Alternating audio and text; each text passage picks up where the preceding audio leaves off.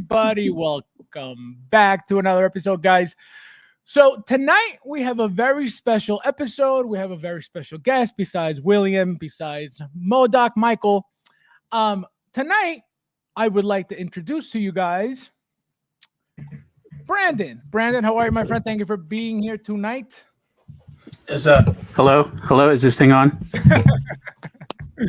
So guys, tonight we're going to introduce Brandon to you guys. If you have Facebook, if you're in any of the Selling the BST groups, if you're in any of the groups, you definitely know who he is. He's actually one of the more active sellers in the community. The only one that I've seen in a long time to part out figures and sell them separately. So thank you for being here, my friend. Welcome. Yeah, thanks for having me. Pretty awesome opportunity. I appreciate it. William, how are you, my friend? Man. Say man. Oh, man. So, guys, tonight we have a packed show. Like I said, we're waiting on Mike anyway, but there's tons to talk about. Obviously, Balin and Shin are going to be the talk of the town for a little bit until something dethrones that. Also, we're going to have, for those inner chills out there, we have a fun inner conversation for you guys. Atreides is out. He looks amazing. I don't know. I know I'm not getting it. But I really like it. I am going to be honest. I really like it. I really like the way it looks. I really like the fact that even the sculpted hair looks very good, but we're going to get into that. So first, let's get into the chat real quickly, guys. Let's see who's in here tonight.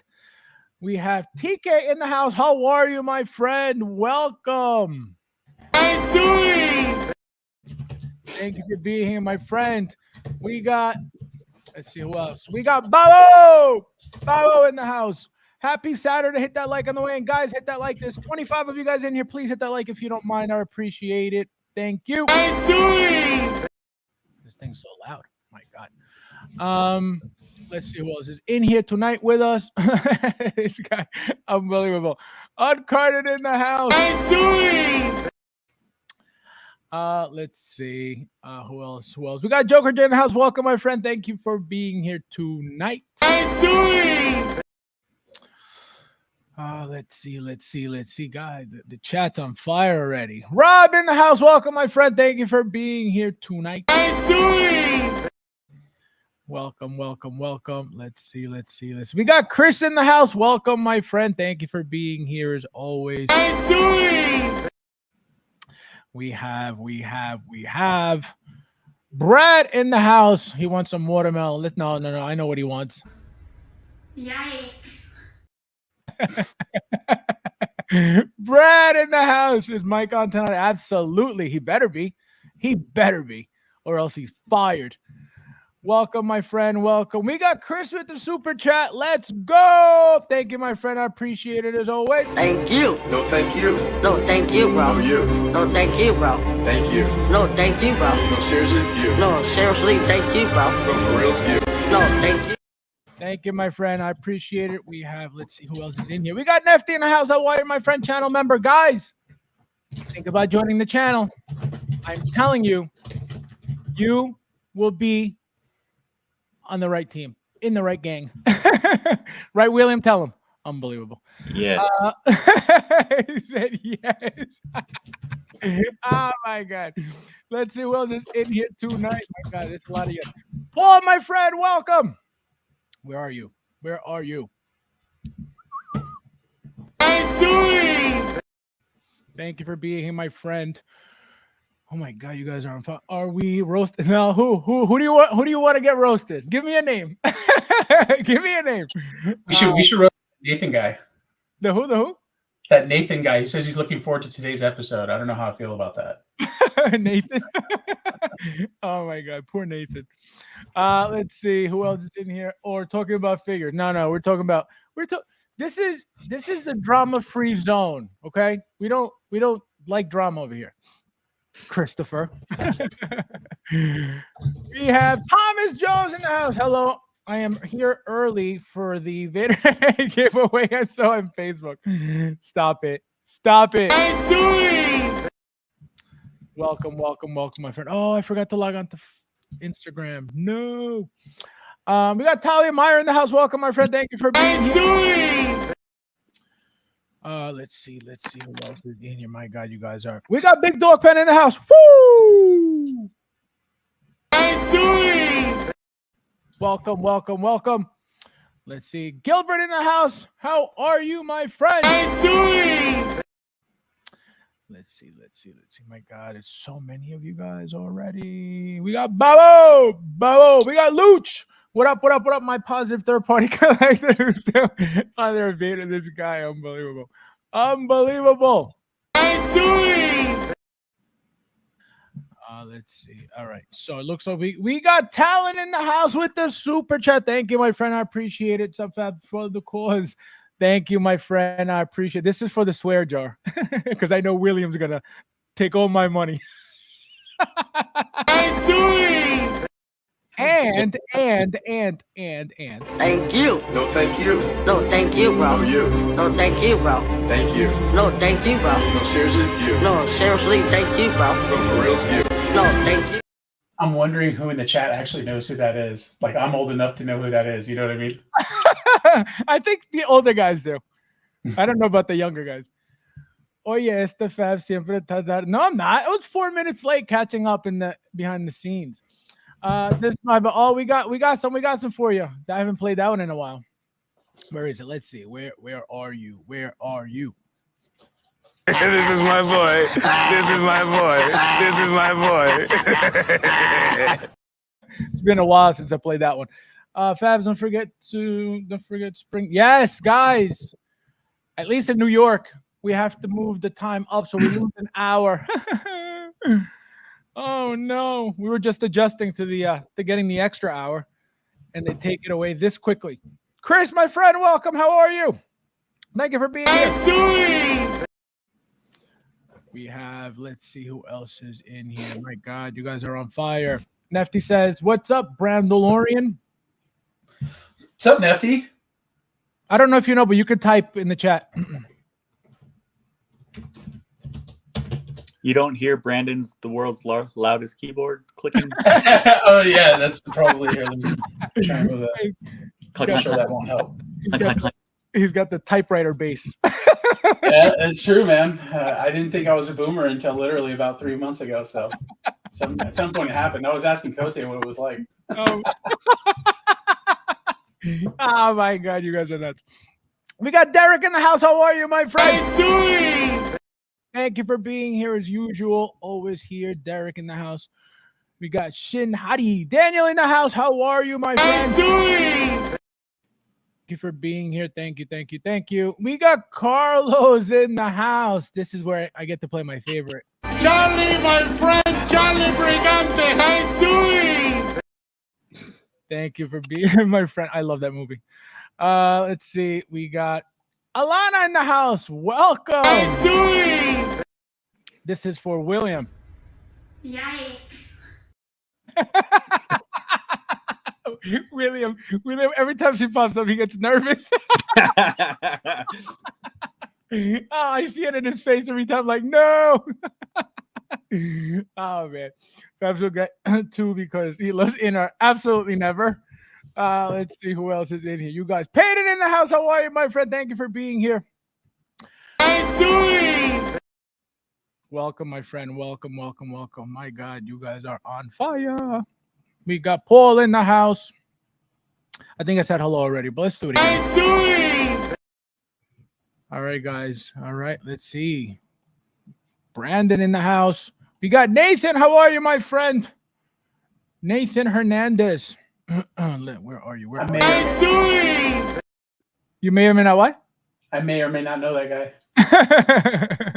May or may not know that guy. We got Cairo in the house. Welcome, my friend. He says, "What's up? When will Mace Windu ship?" Huh. Definitely this year, guaranteed. I could guarantee you that. I don't know when though. We got Hobby Halbert, who is hate watching tonight. It feels like a lot already. because I never get 48 on a Saturday. Never. Leo in the house, channel member. How are you, my friend? Thank you for being here. Let's see. We got Nefty, Rob, we got Ambi, we got Rob. All right, so it looks like we got everybody. We got Anthony in the house. Welcome, my friend. Thank you for being here. Another channel member representing the real ones. Okay, we got Chris with this. Yikes. Yay. Thank you, my friend. Thank you. No, thank you. No, thank you, bro. No, you. No, thank you, bro. Thank you. No, thank you, bro. No, seriously, you. No, seriously, thank you, bro. No, for real, you. No, thank you. Thank you, my friend. I appreciate it as always. We got Mojo Z in the house. Welcome. Look at you. Nice to see you. We got Guillermo in the house. Welcome, my friend. Thank you for being here. Welcome. Faz, what are the chances we get any Hot Toys figures from Avatar? I don't know about that. I doubt it. I can tell you that if this was early Hot Toys, meaning early Hot Toys as in like 2000s, early 2000s, when they were focusing a lot on anime, I think that would have been more of a possibility. But at this point, I doubt it.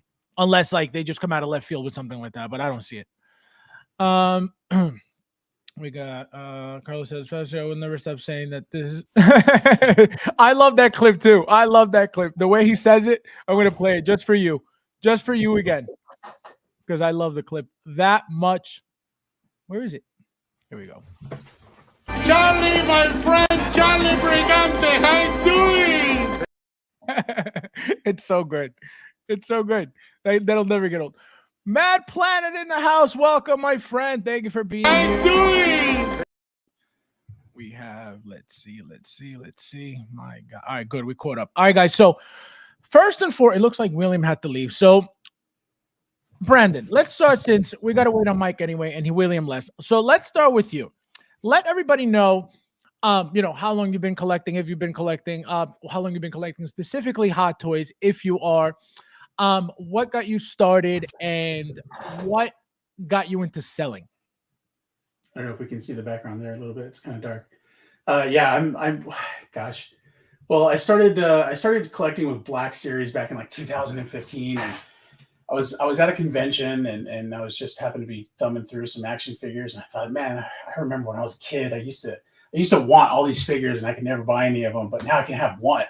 I can buy everything that I see. I just got to decide what I want. I'm not all that interested. And I found a Revan. There was a Black Series Revan back when he was super hard to find. Like tucked into the back of the corner. When I saw Revan, it was all over for me, because I'm an ultra nerd. I write stories and things like that. And Revan was always a pretty important character to me. So started with Black Series. After a couple years with that, I just fell in love with the larger figures, the bigger scales. And if I'm going to do it, let's do it right. So I burned up I sold off a collection of like over 300 Black Series figures.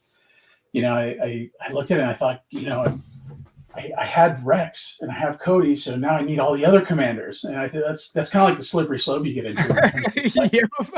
Trying to complete the line. Yep. Exactly. And it got to the point where it's like, I don't love 2/3 of the figures in my collection. Why do I even have them if I'm not absolutely in love with them? So I went ahead and sold off the collection. My first order for Hot Toys, never had seen them, never touched them. I saw maybe 2 or 3 unboxing videos. And I said, I'm going to jump into this whole hog. So I spent close to $7,000 that night on my first order through Sideshow. What did you buy? Dude, I bought everything that was Star Wars that was up for pre-order. I bought. Now, mind you, I didn't have a whole lot of familiarity with the scale. So I actually paid off a ton of figures that didn't even ship for a whole year. I had no clue. I was just adding to cart, looking at the photos and getting down with it. And great. So after 3 months, I've only received 2 figures out of 20 some odd figures that I bought. And it was, that was a little bit of a wake up call. That's insane. Hold on. Let me catch up real quick. Give me 1 second. I just want to say hello to Eric real quickly. Thank you, my friend. Thank you for stopping by. I appreciate it.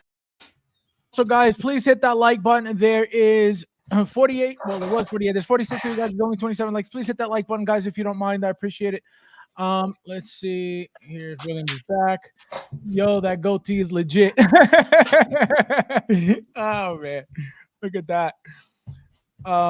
Let's see. Fabs guy. $7,000 on Sideshow one night sounds like a typical. Imagine.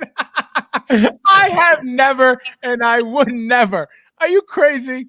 Never. My stuff was on payment plans like a peasant. What did I miss? Who spent 7,000 on Sideshow?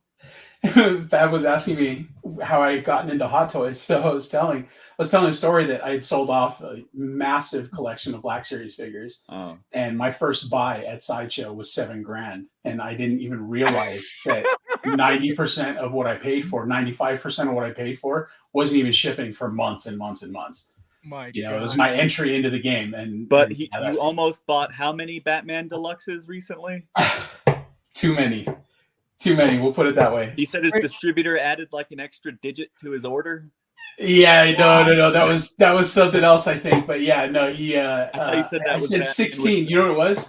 As I said, let's update it and add 16, and he heard add 60. I think what happened. So I'm looking at my paperwork and my invoice, and I'm going, we have a problem. Houston, hey, can somebody get Houston on the line? Like, we have a problem. 60. Can you imagine? I'd be building a pool out of those guys in my backyard for no doubt. And also, let me say hello to the Thor. Hello, my friend. I missed you. I apologize. Welcome. He's like, is it my cologne? What's your cologne? Is it called Sex Panther?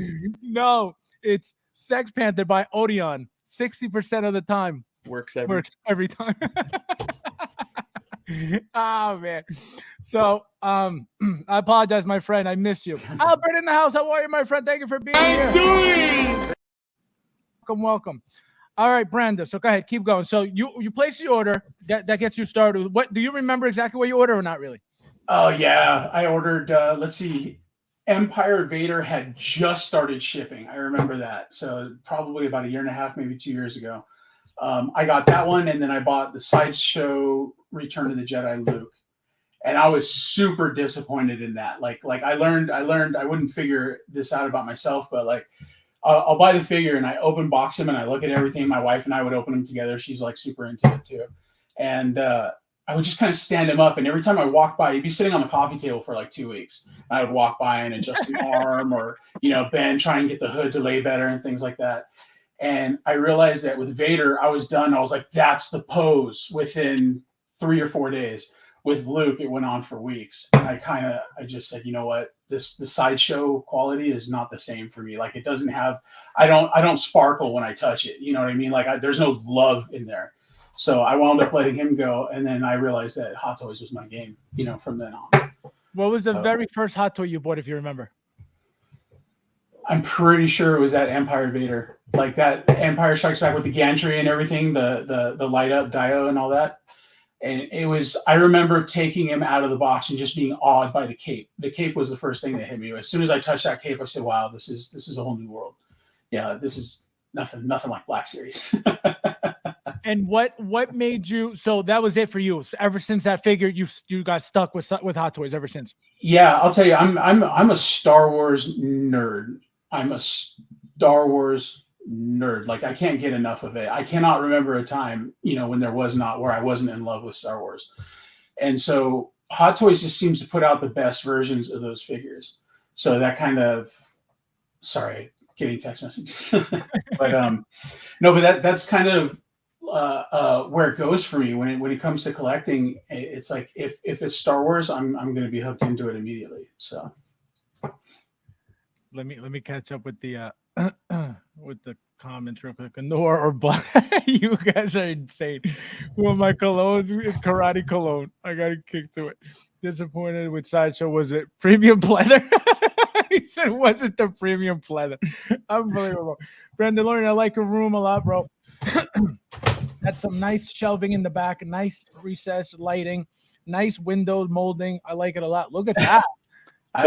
Nice feeling love. Don't you have like a bunch of stuff just sitting in a closet? Bro, we're not going Let's not go there. Just no, we're not. Yeah. You're giving away the secrets already. In fact, excuse me just a sec. I better close that door. That's what happens when I pay attention to people's posts too much online. Empire Vader is a legendary gateway figure. My first Hot Toys was Rey, The Force Awakens. All right, Carla says, my first Hot Toys was the first Iron Man figure. Ended up selling him years ago for a premium. My first Hot Toy was Battle Damage Mark III. Ooh, I remember that one. It's legit. My first Hot Toys was probably A New Hope. Vader also.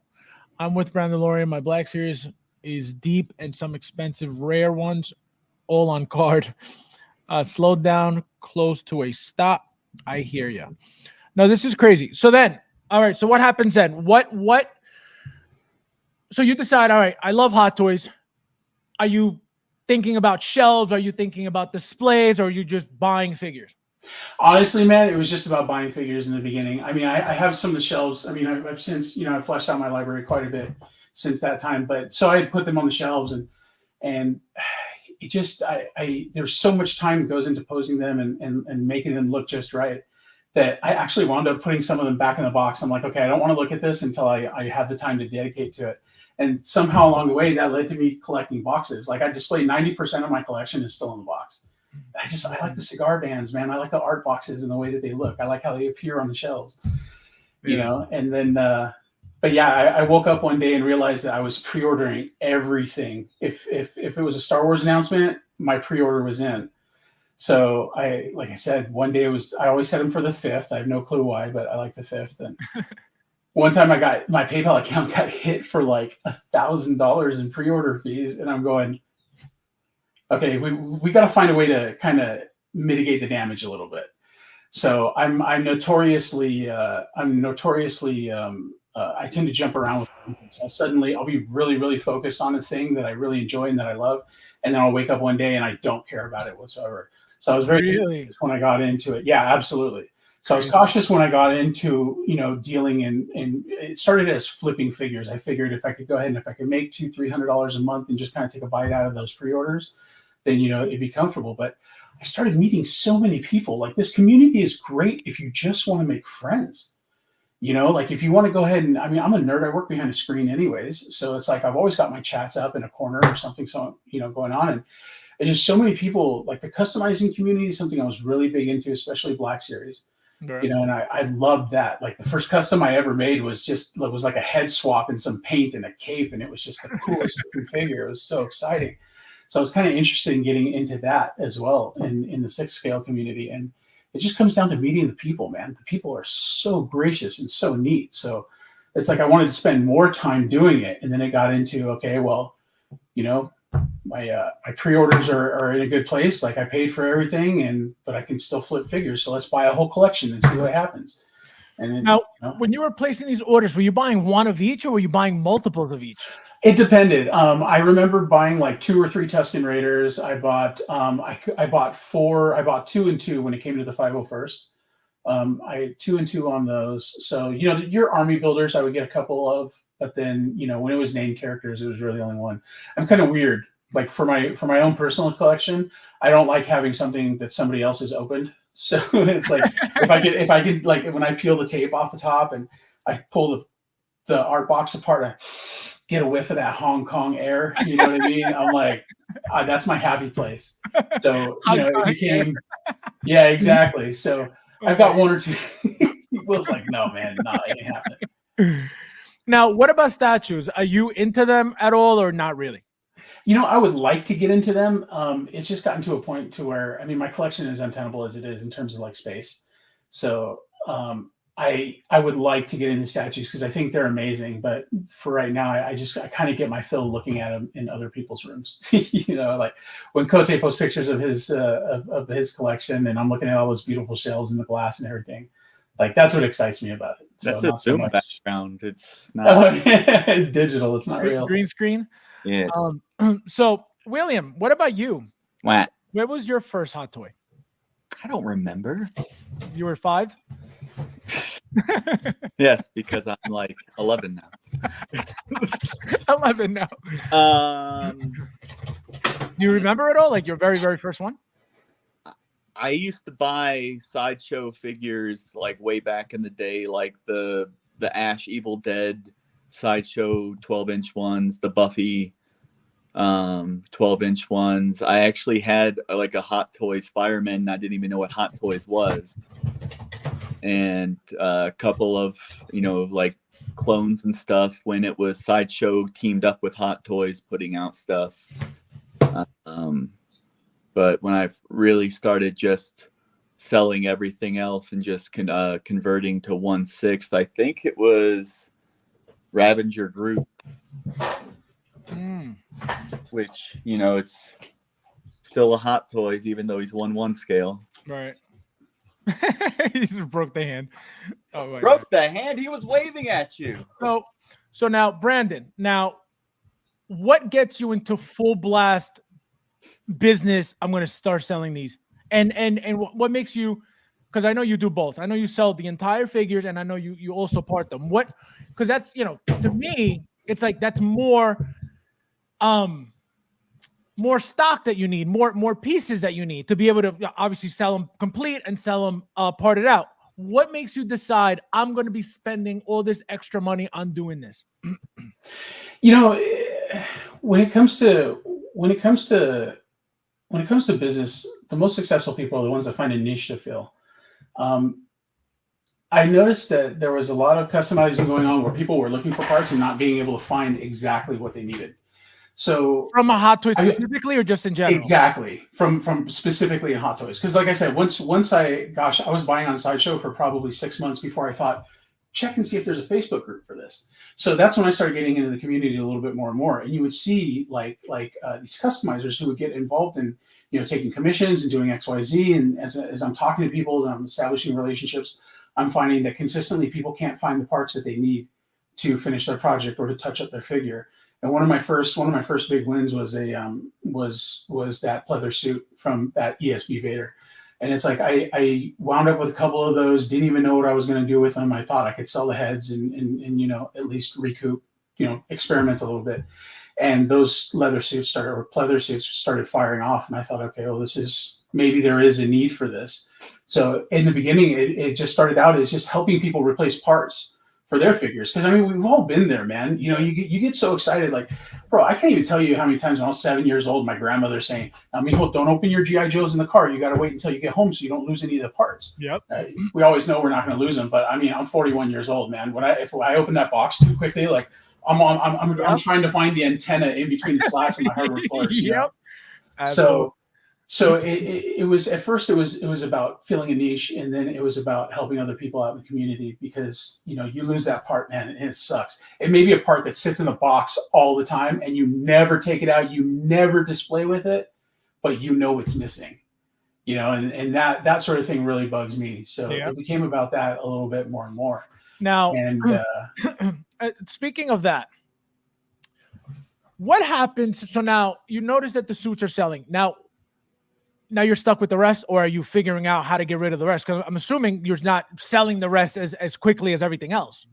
Right. There are a couple of things that would hit hard. The capes and the tabard that he wears under the cape, those would always hit hard. The pleather suits were hitting hard. The head always sold because, those tusks have this issue where they break off the silver ends.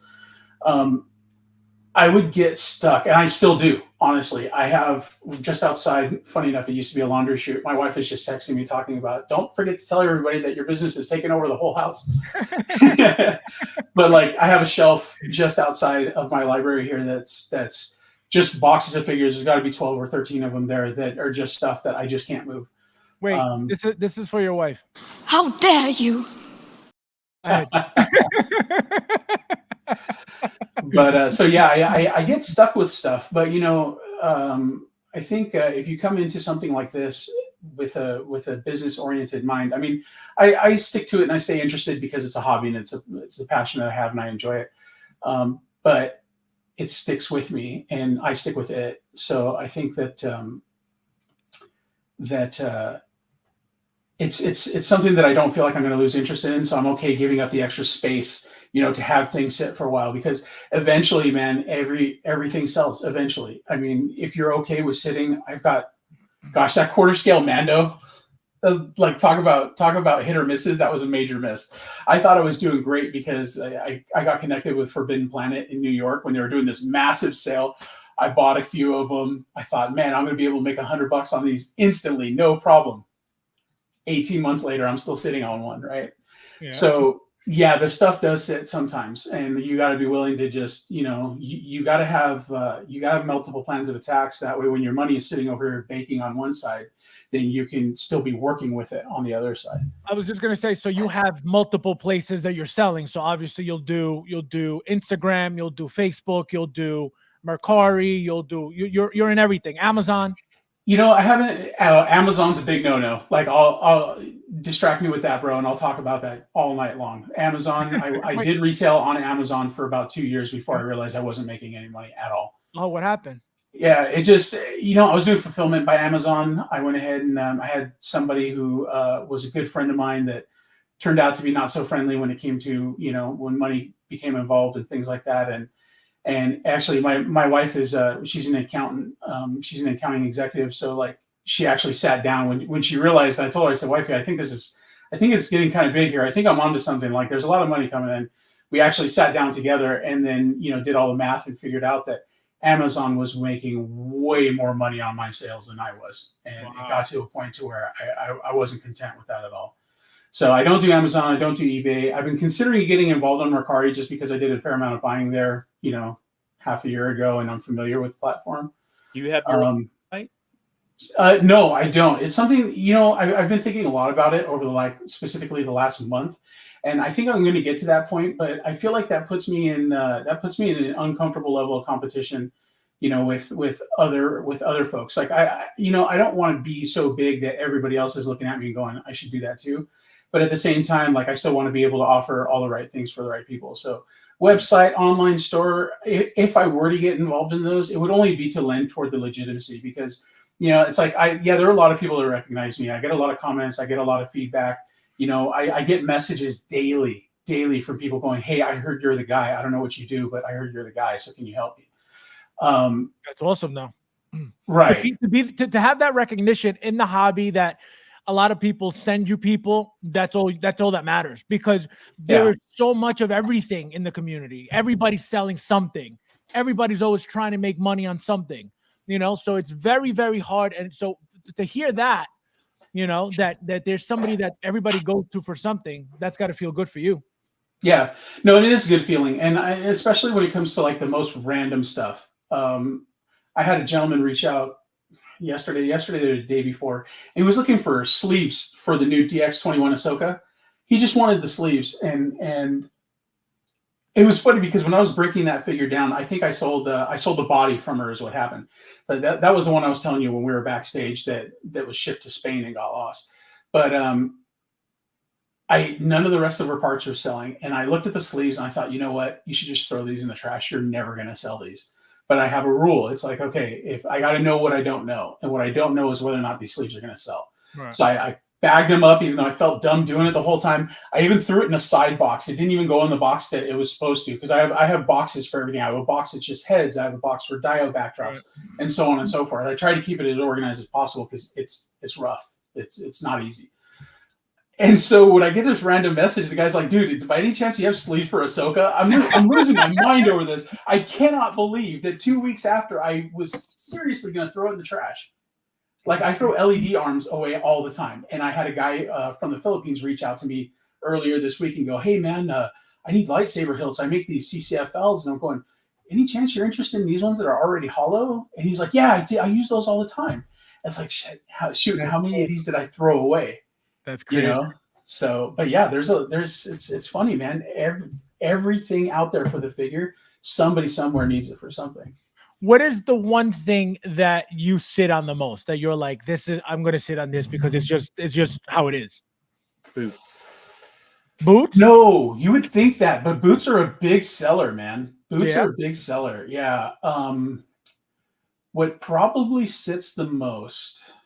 Team suit Tony Stark. Oh my gosh. Okay, so if we're gonna go that route, then it's definitely Night Monkey. But to be fair, the Night Monkey body is just as old as a Team Suit body. I got those from overseas. They were dirt cheap, and I thought I could make a quick $50 on these, so I ordered like 10 of them. And I'll tell you, that was no, but that Team Suit body though is nice though. That's a better body than that Night Monkey. Oh yeah, way better. You know? The Night Monkey. I mean, Peter Parker is kind of, I don't want to say petite, but he's a little bit of smaller. No, he is. compared to the other ones. So but that probably sits the most. Funny enough, I talked about how hot Vader suits were. I've got a fair number of those sitting on hand right now. But somebody took a bunch of pictures. They tore down their new Vader, the Obi-Wan Kenobi one, and the new one, even though it has the interchangeable chest plate, the suit comes off and goes on the same way the Empire Strikes Back one does. So I have a feeling that those will get hot again, probably in the near future. But I am sitting on like 5 or 8 of those. Yeah. Oh wow, that's awesome. Let everybody know where they can find you, where you could, if you have a William mentioned about the website. Yeah. Where Be careful what William says, man. Yeah, I don't know if you know this, but the only guy who outsells me, who outflips me in all the groups is that man right there. I don't. He flips all day long, bro. With his unbelievable. He buys to sell. He buys to sell. I just sell. I can buy other stuff.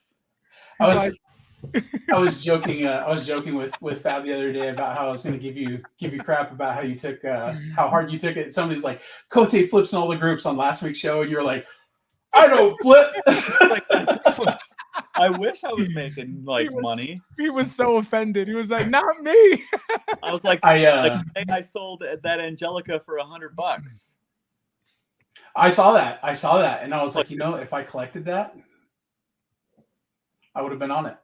I posted a comment, our Instagram handle on in the chat, and it's @Zapco_toys. Okay, cool, yeah.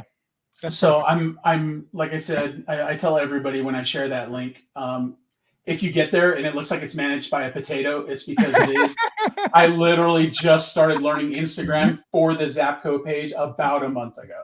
So tell them like what your what do you call it? Your policies are, meaning like if they order for you, like what to expect, how do you work it, like how long do you take to ship, how do you get payment, like all the all the little things so they're aware.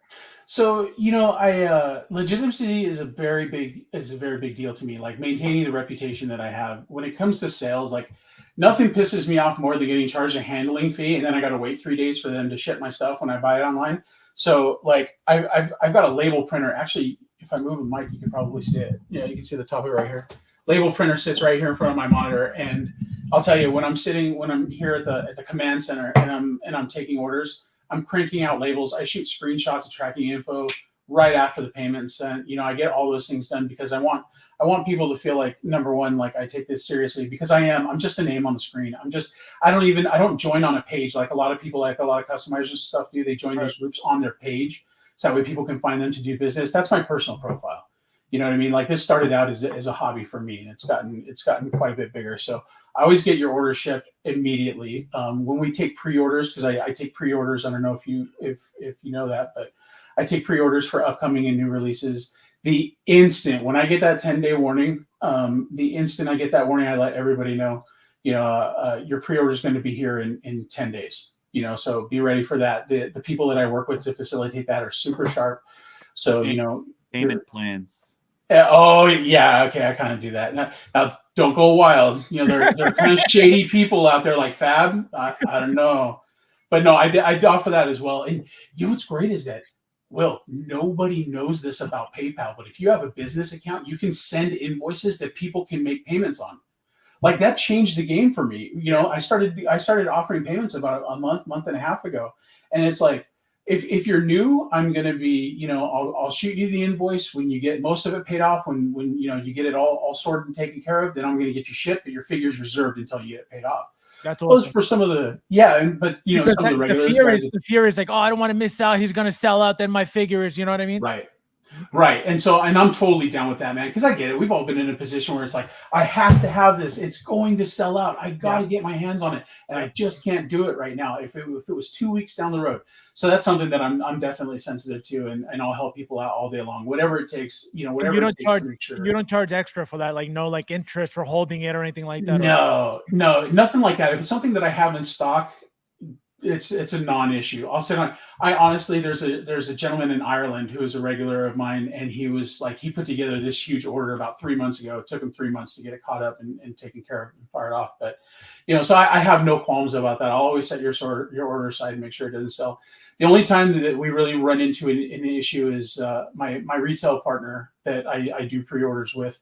Like, I share warehouse space. So if your pre-order drops and you're not ready to pay it off, I mean, if it's Will, because we all love Will, right? If it's Will, I'll just ship it for him. But if we just started doing business together and you need me to hold on to it for a couple weeks, I mean, I might have to go ahead and throw in another $10 on top of it. But that's just to cover the shipping to get it out of the warehouse, so I can store it locally, keep it climate controlled, and make sure that your fig is brand new for when you get it open. So, oh my God, that's awesome. But that would be the only instance that something like that would happen. No, that's still very cool, very convenient, So guys, this is it at Zapco_toys on. This is your Instagram, correct? Yes. Real quick, Fabs glanced over this, but the Thor had a very important comment for you, Brandon. Uh-oh. It said, breaking news. Wait. Child workers in Hong Kong have been caught farting into the Hot Toys box. I put that up. What are you talking about? But Brandon didn't see it. Oh, here it is. Yeah. Enjoy that smell, Brandon. Oh, he's like, I love that Hong Kong smell. I'm not gonna lie, I'm laughing so hard because that thought has crossed my mind more than once, man. Because I'm not joking, dude. When that, like, especially when that Vader comes in, like, it's all about taking the lid off, and yeah, it smells glorious, to be honest. Yeah, it's wonderful, man. Jim, how are you, my friend? Welcome. Thank you for being here. Doing? Welcome, my friend. And we're gonna get started, guys. We got Harold in the house. How are you, my friend? I'm doing. Let's see. We got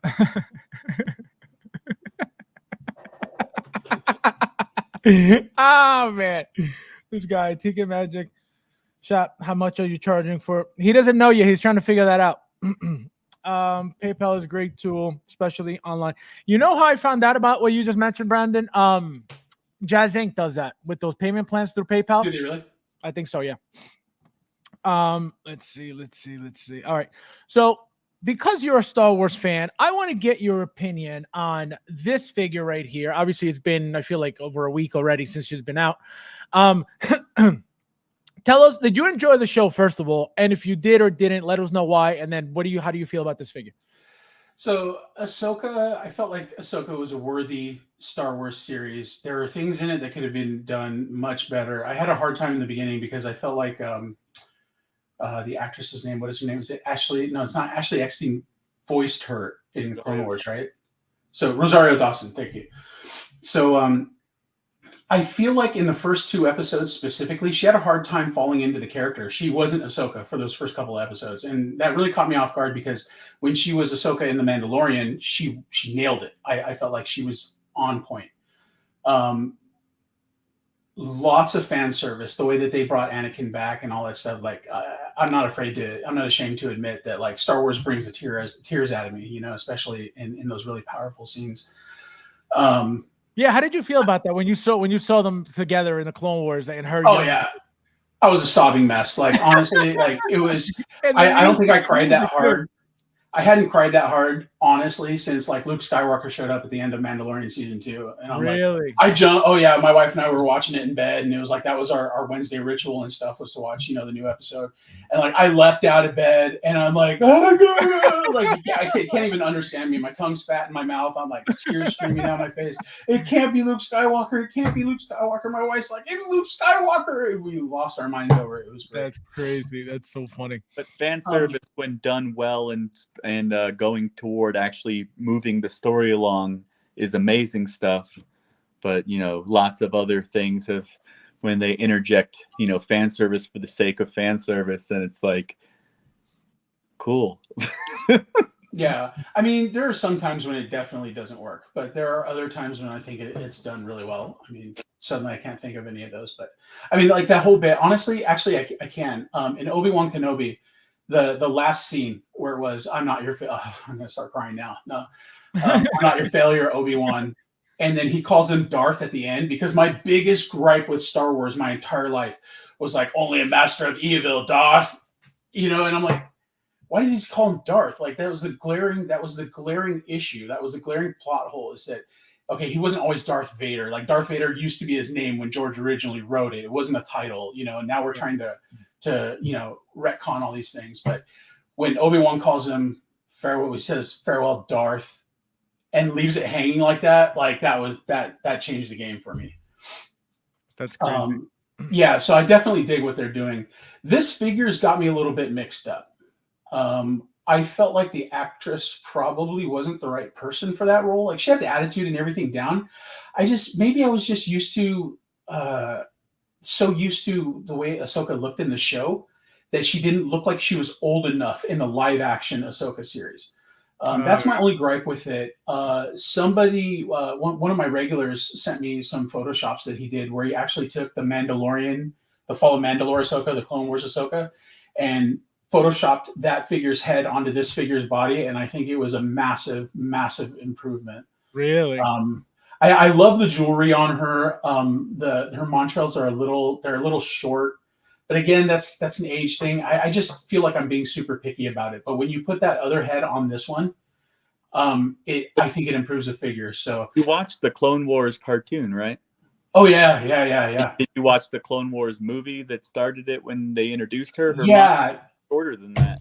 Yeah, exactly. And so, and I wasn't a fan of her. I really didn't get into Ahsoka as a character until like around probably the third season. Oh, that's most of the fandom, where she was specifically written as like the annoying, kid who's right. Get on Skywalker's nerves and test his limits and all that stuff. But then that's why she's such a loved character, is because they developed her story and personality and everything else to the point of, she's on a lot of people's favorite character, or at least top 3 characters of all Star Wars.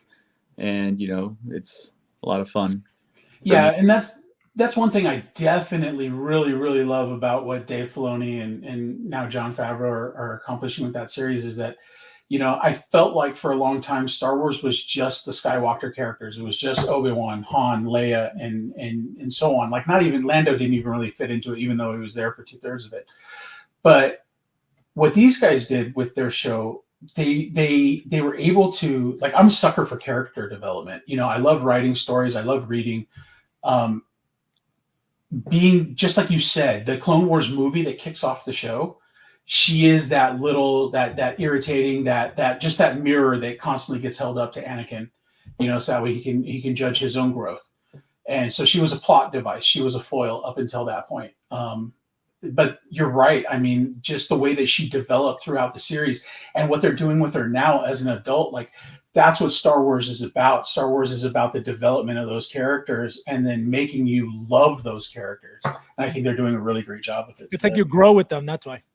Sure. Absolutely. Question for you. Now, this is a big thing that's been going around from the moment it was teased, right? So a lot of people say it's rooted. I personally thought, from the beginning was that it was going to be sculpted. William was the one who pointed out that because of the fact that, why couldn't it be rooted? He says he thinks it's rooted.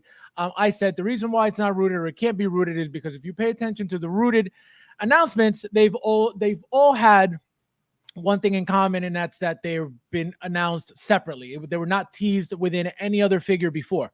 But the fact that they made a Joker that was sculpted and rooted, and that's what William pointed out that I had completely forgotten about. So my thing is, can they make this rooted and sculpted? Yes. I don't think that they would tease a rooted figure within another figure. That's why I was like, this can't be rooted. Can it be rooted? Absolutely. What do you think? I think we're probably reading a little bit too much into it at that point. I mean, just judging from, you got to kind of like lean back a little bit, squint your eyes. I think it looks sculpted. Right? It looks rooted. So let me correct that. It looks rooted. Okay, I feel like it's sculpted though, and the only reason I'm leaning in that direction is because when you look at the more recent figures who have dropped, like Koska, Fennec, they have those very thin hairs that Yep. are sculpted plastic, Yep. but they look very real. Yep. So that's kind of the vibe that I'm getting when I look at this one. I mean, I feel like it's definitely a new figure. It might be the same pieces that they used to make the Clone Wars Anakin, because that just makes sense. You know, makes course. financial sense. Definitely the same outfits. Does Yeah, it right. different? Say it again. Isn't the back of his belt different? It could be. If I were going to say it was different, it would just be in the pouches. That one wide pouch on the right, and then that squarish one on the left. But like that band, that band specifically is there, and then because that it slides over the portion where the Velcro cinch is. And So- now, how do you feel about this whole artisan line coming from Hot Toys? You know, I'm kind of bitter about it. Oh, look, he's going to prove me wrong, isn't he? Yeah. Well, just so you understand for the future, Brandon, when William asks you a question, he already knows the answer. He already knows the answer. No, I didn't. That's what he's gonna ask. Now, like I want to go through all my figs and find Well, the one that I know I'm thinking. It's like of. how you said you wouldn't tease a rooted figure in another figure's announcement. Well, in IG-12, they teased Bo-Katan with rooted hair and then never They did that. did anything with it yet. Well, that's exactly why I didn't even think about it, because nothing happened. Nothing came Well, out. right, but they that was a full on. Here's her face. Right, So- but that's so- exactly why it wasn't a tease. It was they showed you her face with the rooted hair to show you that they could do it. So on that note, okay, something that I just want to a little bit of a shout out here, like a little bit of bragging rights.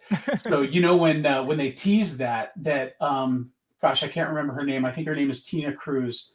Started rooting those heads, the Bo-Katan heads, and she does an amazing job with it, right? So as soon as like the season 2 or season 3 started, everybody was talking about it with the pauldron and everything else, and Tina started doing those heads, and so like she came to me. Funny enough, she came to me just like, gosh, I want to say it was like a month or a month and a half ago, and she's like, hey, you know, I've got these commissions. Do you have any of these heads? And I'm like, I have a giant pile of Bo-Katan heads. So like, I get to brag that I sold Tina, who does like the top number one. That's one of hers, isn't it?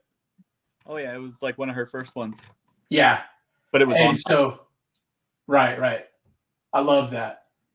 And so, yeah, that was awesome. That was absolutely, yes, by the way, I do have one of those. It's not Commander Cody's. It's Captain Vaughn's. Yeah, it's Captain Vaughn's, but I do have one of those.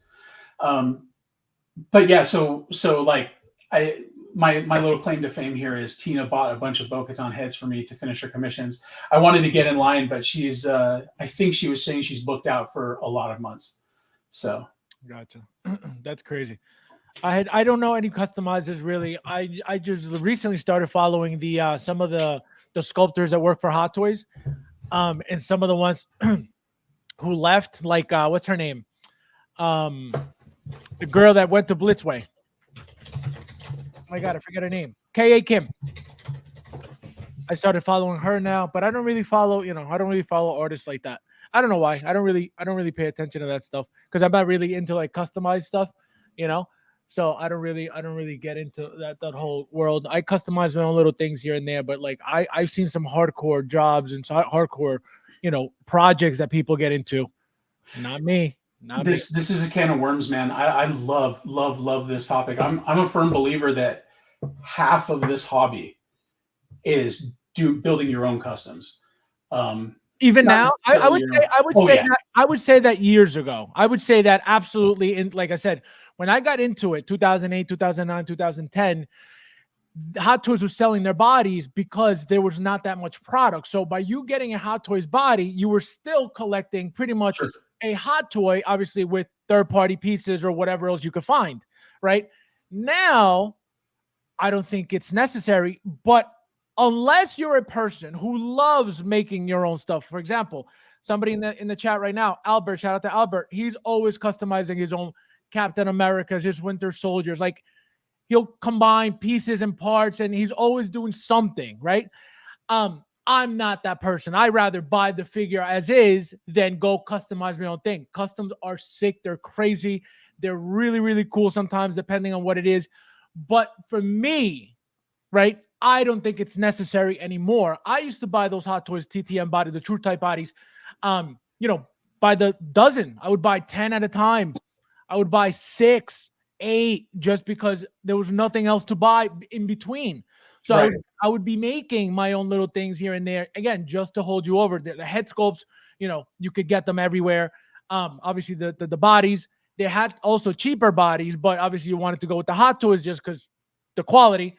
And so, like I said, now at this point, though, because there's so much product coming back to back, and not only pre-orders, but actual releases, right?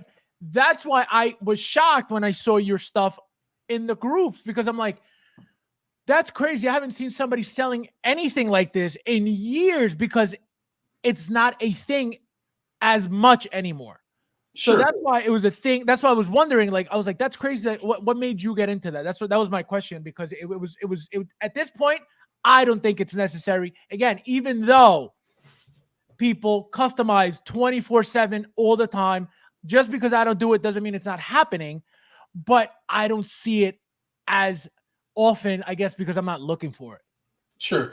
And I mean, that's totally valid point, and especially with, what we're seeing in terms of how rapidly the releases have started firing off in just the last year and a half.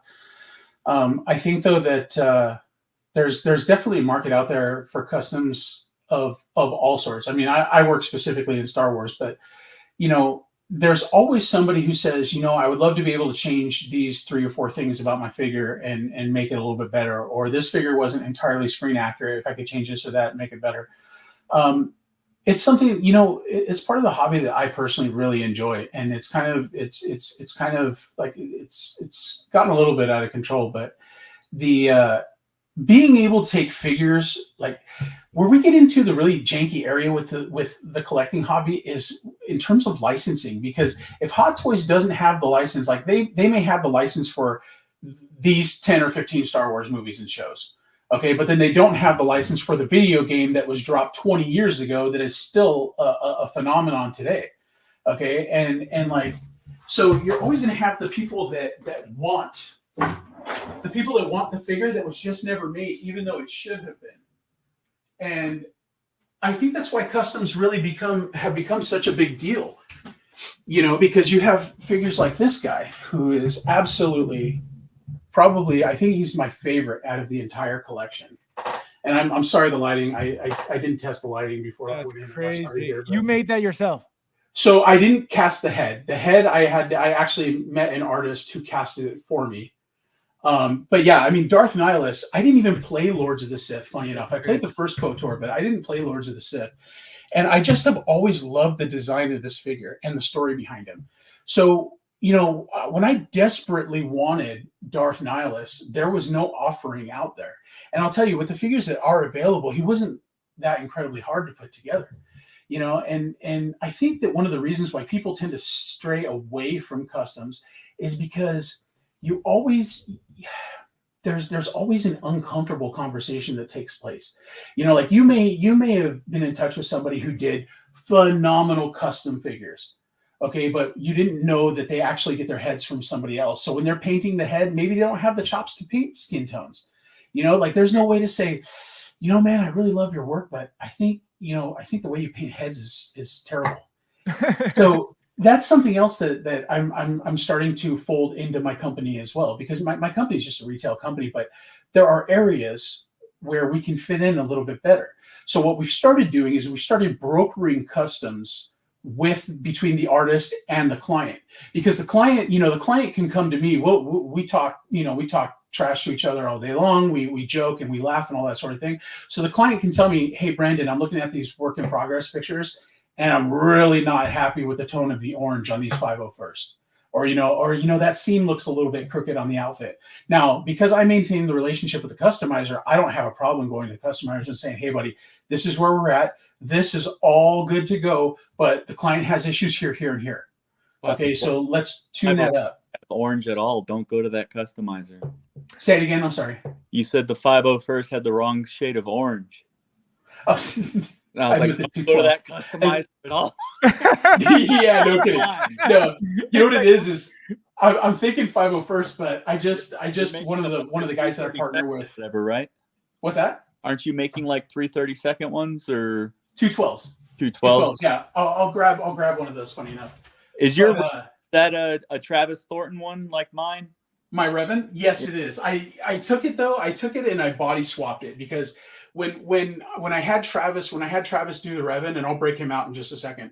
But when I had Travis do the Revan, I love Travis's work, but like the body that he used wasn't like top flight. It wasn't quality. So first thing I did was I swapped it with a Fison body, and it leveled up the figure quite a bit. But I mean, it's a great figure. The paint apps are solid. Let me say hello real quickly to Thule in the house. How are you, my friend? Thank you for being here. Guys, don't forget to hit that like button, please, if you haven't yet. Thank you, guys.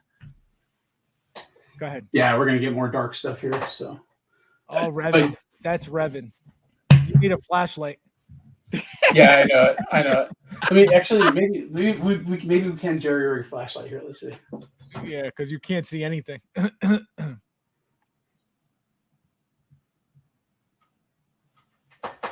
There you go. Look at that. At least you see. Oh, look at that. That's cool. That's really nice. So you custom this all yourself? No, that's this one. The print and the head sculpt and everything was Travis Thornton, Travis T. Customs. Oh, I got you. But you put it together though. Well, I body swapped it. When I got it, I wasn't happy with the body that was used. It was just one of those, those 6-scale bodies that they go ahead and you get on Amazon. What did you swap it with? I swapped it with Fison. I think it's an M33 is the general, like the buff one that isn't obscenely buff. Well, then maybe I need a 33 then. Yeah. What did you use? It's just what he sent. It's just what he said. Yeah. Shout out to Luch with the Fison. But yeah, that's one of the things. Like the characters that I love, the ones that will never leave my collection, I tend to body swap them with Fisons just because like that Nihilus and Revan, but that Nihilus especially he's heavy. Like you're not going to bump into that shelf and knock him over. You know what I mean? He's going to stay on his feet. Yeah, he feels pretty solid. Yeah. Awesome. Alana has a question for you. How many figures have you wired? How many figures have I wired? I don't wire figures. No, I pay people to wire figures. Yeah, because William's been on a rampage. She's been watching me do random stuff when she's at my house. Gotcha. All right, so let's get back to the figure. So Brandon, are you getting this for your own collection, for your personal collection? I am. I think the FOMO kind of set in with me when I missed out. What did I miss out on? I think I paid $400 after taxes and everything. I paid like $460 for a heavy infantry Mandalorian because I thought I was never going to be able to.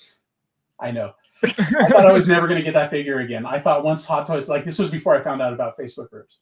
So I bought them on eBay, paid top dollar because I never thought I was going to get them.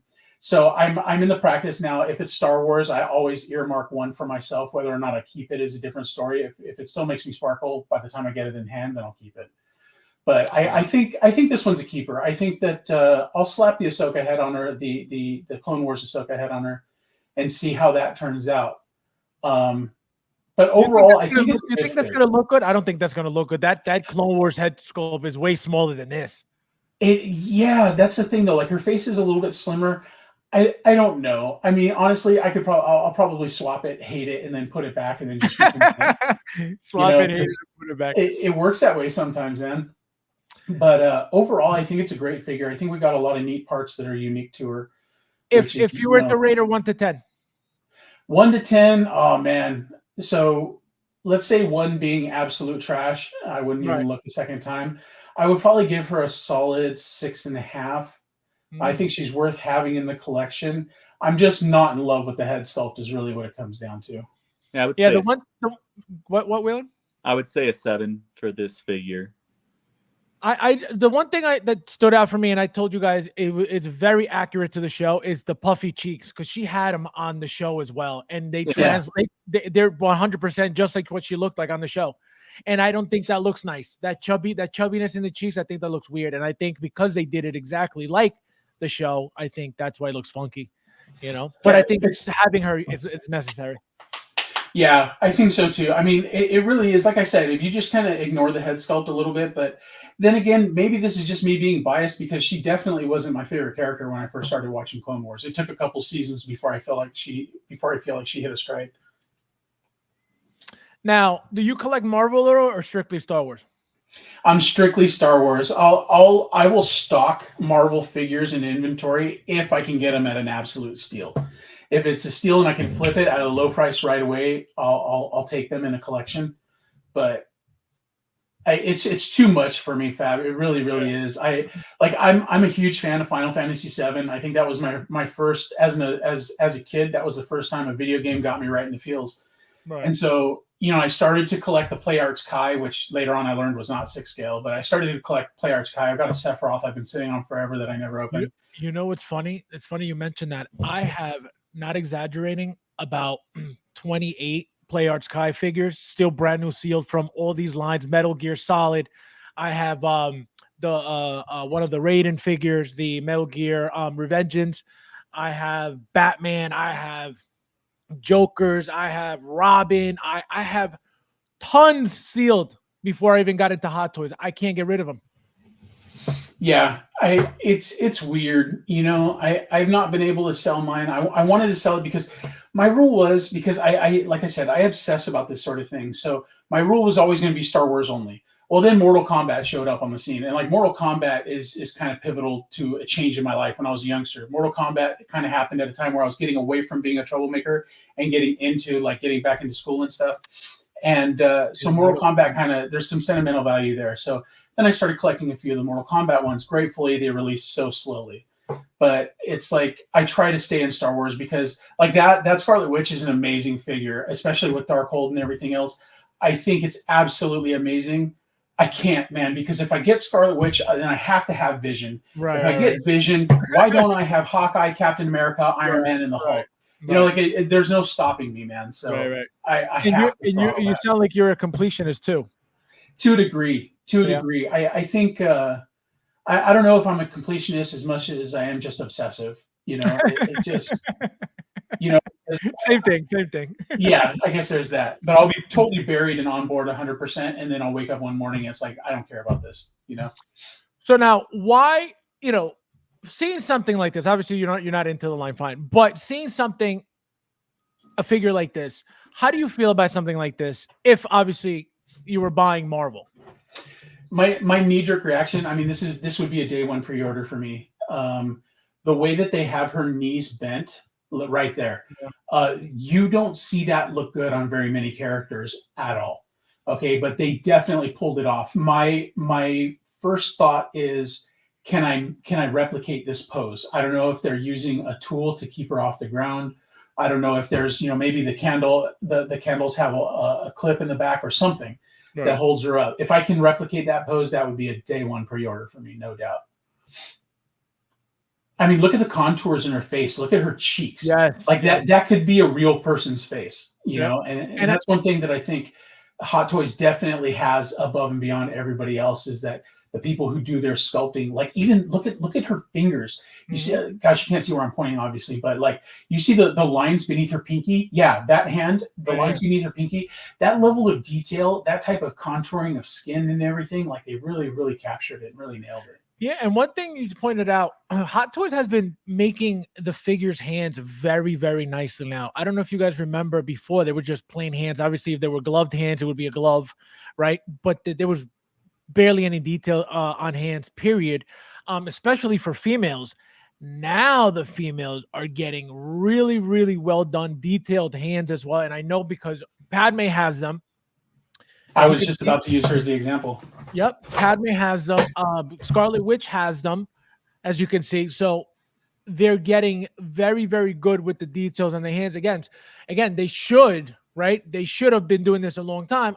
Again, does it really matter? Are you really staring at a hand? No, but it goes to show that they're getting better. They're focusing on more little things that they really didn't care for before. What we have noticed, I feel like people are making a big deal now out of hands because Inart is making, not Inart, J&D, show. No, Inart too with the Joker was one of the big things with the hands and the one piece hand and all that stuff. So I think because of that, that's when Hot Toys started also focusing on hands and giving us more detailed hands. Again, is it a big deal? Not for me. It doesn't matter. The figure is still going to be what it is without the hands. But due to those prices that I feel we pay for, and they're pretty high, why not give us the entire package? And again, you could say, oh, hands aren't a big deal. But if they could give us a better hand to give a better aesthetic to the figure, why not? You know, I'm all for it. I mean, and you can, the perfect example of that is the Rise of Skywalker Rey, or any of the Rey figures actually. But I mentioned that one specifically because it's the most recent.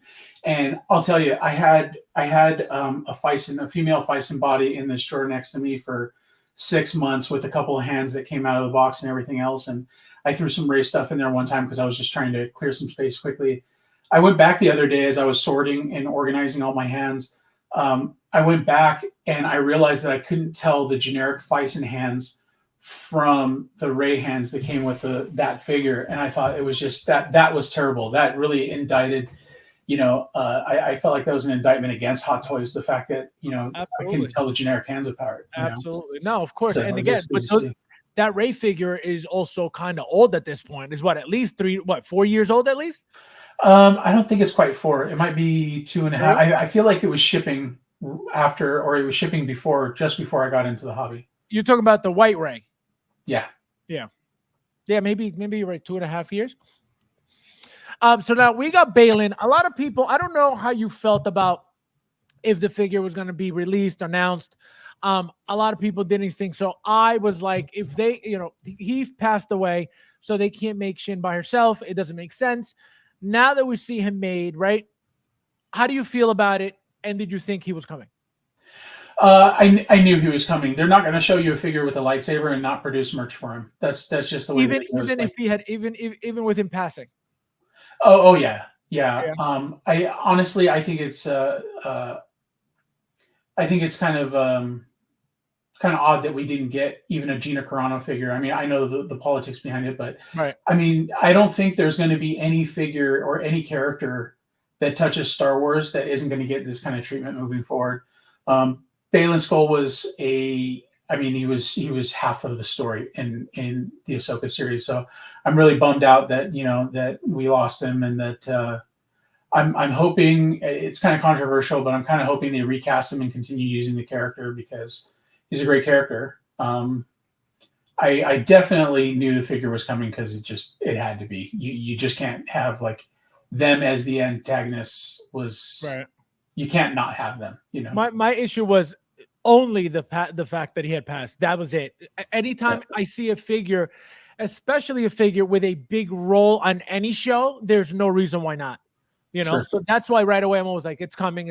So, but that one, only because he had passed, I was like, who knows? And then, a lot of people in the community, which I've never talked about because I don't know anything about it. And I've always said, I don't know anything about it.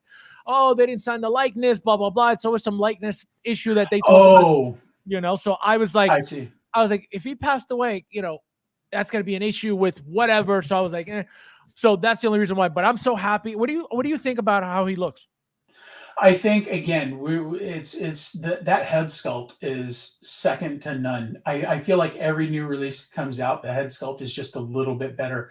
I mean, on this one, you can see individual hairs in his beard, which is just like when was the last time you saw that? You know what I mean? Like when did you ever hold a figure, stare into his face, and genuinely feel like he was staring back at you? And I think they really nailed that with this one. Shin looks great too, and it's definitely a heavy hitter. I as soon as this one was announced, I was on the hotline making sure that I had plenty in stock. What would you change, if anything, from this figure? It's really difficult to say. I think that their style of clothing and the armor plates that both he and Shin wear were very specifically, intentionally designed that way. I don't think there's a whole lot that you could do with this to make it any better. I mean, I suppose it's a great figure, man. On a 10 scale. Yeah. I can't see. I mean, I'm firmly against giving 10s because I feel like 10 should be the ultimate. Like a 10 should only hit, a couple times in a lifetime. Right. But I think this one's pretty close to that.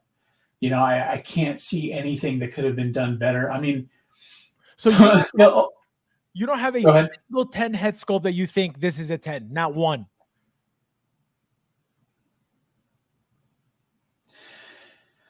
Costco was pretty close. Fennec was pretty close. Those are good. Even what's his name? Okay, you know who I'll give a 10? I know. You know who I'll give a 10? Who? Is Luke Skywalker, Return of the Jedi Deluxe with the windswept hair. Because even the face that he makes on that head sculpt as the hair is blowing. That open mouth look. I know exactly what you're talking about. Yeah, it's so reminiscent. Like, it captures the scene out of Return of the Jedi absolutely perfectly.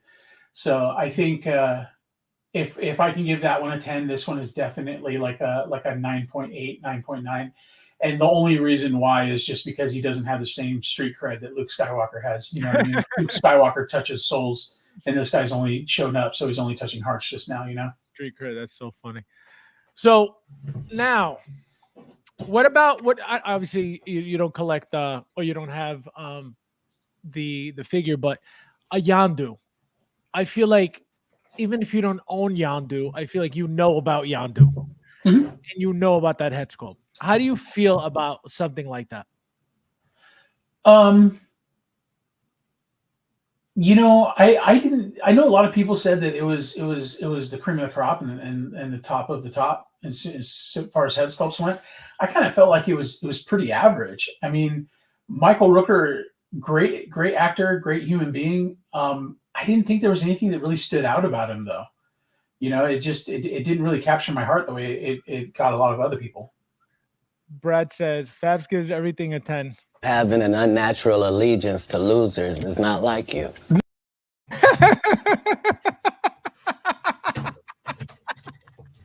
That's what you get, Brad. That's what you get for talking smack. Looks like an old medieval knight. Amazing. No, I'm telling you, it looks. Yeah. Go ahead. Yeah, that's what I meant by the armor plates. Like they definitely, there was very much a samurai type of influence to this show. You can see it in Ahsoka's stances, how she carries herself, even the design of her lightsaber. Her lightsaber hilts are very katana style themed, with the curve in them and everything else. So I think it was perfect for the show.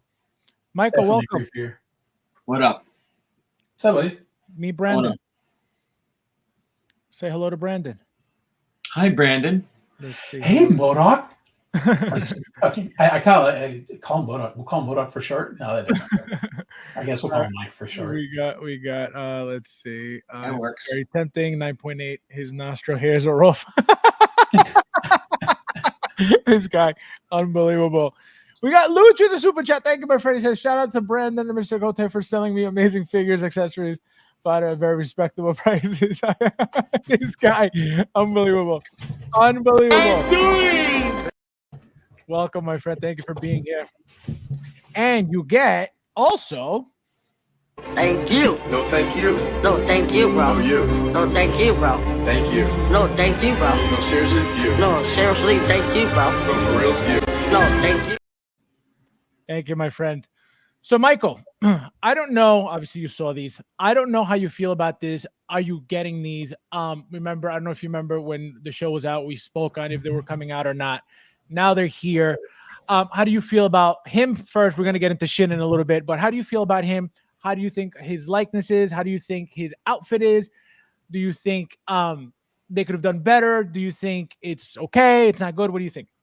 I think it looks good. I like it. You're getting? Am I going to pre-order it? Well, not pre-order. You're getting a period. We'll see. What do you like No about rush. it? I mean, again, it's two. We're talking 2 years out, so remains to be seen. What do you like about it? The head sculpt's, I think, right on. Right. I think that head sculpt looks really good. I mean, that's pretty much, that's all I really strive for, right? Is get that head sculpt really close, and you'll get me in, basically. So yeah, I think it looks good. What about the outfit? What do you feel? The fact that Hot Toys is telling you detailed costume with meticulous fabric selection, right? So something updated, something new. How do you feel about it? How do you think it looks? What are they? What? they're pretty much telling you that it's a new outfit that you're going to be paying for. So how do you feel about the outfit? What do you mean? What do you mean new outfit? What are you talking about? What are you Right here. Like any different? Any different from any other hot toy outfit? What are you talking Well, about? they don't tell you this with every other hot toy. That's why they're mentioning it. With This this is one, going to be they're made with sheep skin, or what are you talking about? If you look real close on this picture, especially the one on the left hand side where he's holding the lightsaber upward, yeah. If you zoom in on that fabric, I can't think of it. Almost looks like suede. Yes, so I wonder it if looks like that's it's what going it to be is. very Is that we're gonna start smooth. doing suede. Yeah. Yes, it looks like Because it's going to be very smooth. Yep. my first thought is that if I hit that with a 303 wipe, it's going to fall apart. Ooh. So so it's we're probably going to have to find a suede cleaner to be able to keep that in tip-top shape. Oh my God, that is There's no way that I would read into any verbiage like it's some kind of deluxe new material. Like, well, they're telling you let me that say it's this, newly it should be a designed. deluxe material. I'm paying $300 freaking for the figure, so it should be. But How is it that you talk like this about hot toys, but Jazz Inc., you're like, oh, it's only $2,000. Who cares? How is that? again, because Jazz Inc. is a Finnish guy out of his garage, and Hot Toys is a multi-million-dollar international toy company. Don't talk about my uncle, okay? Let's see. So, Michael. Apples and oranges. Michael, now we're going to get into Shin. Okay, so again, she looks beautiful. That's great. What do you think about the fact that now you could have them both together? How do you feel about how she looks? Yeah, she looks good. You know what I mean? I'm not getting too. I guess I don't think I'm gonna get too crazy about the TV show Star Wars. Lines. I don't know. You know, because I gotta cut it somewhere. You know what I mean? And what haven't you gotten yet? Line like TV series. Line anything. Look at anything pre-order. You know, in the last 12 months, like anything pre-order stopped after, around Carnage, Moon Knight era. So you pre-order anything. Well, you're definitely getting Moon Knight. You got Moon Knight already. No. Oh, you didn't. But you were planning on getting it for a while. Yeah, but I see him going down and down and down in price. I gotcha. You know what I mean? It's a weird market. Yeah, I'm not. Look at there's no FOMO with this guy. Like the day of FOMO is way gone. And I know like new collectors are still in that game and have that fear. And look, to me, that's a rookie feeling. It's a rookie feeling. Really? Because you can get a figure. You can get a figure. Don't cry about having to spend an extra $50 if you really, really want a figure. You know what I mean? Like that's true. That's true. That is true. Stop. You're not. You're not gonna miss it. You can't get it. No. You can get it. You just gotta pay up a little bit. But if you pre-order everything in the fear that you're gonna miss out, you're gonna burn out fast. I'm telling you. Yeah. Especially the way that they're releasing nowadays. So, Brandon, what do you feel about that? Yeah, I was kind of mulling that over a little bit as Mike was firing shots there. But I think that so do we remember back in last summer where we had a week where Hot Toys, everything was going waitlisted and then back in stock like over a weekend? Yes, on Sideshow. Okay.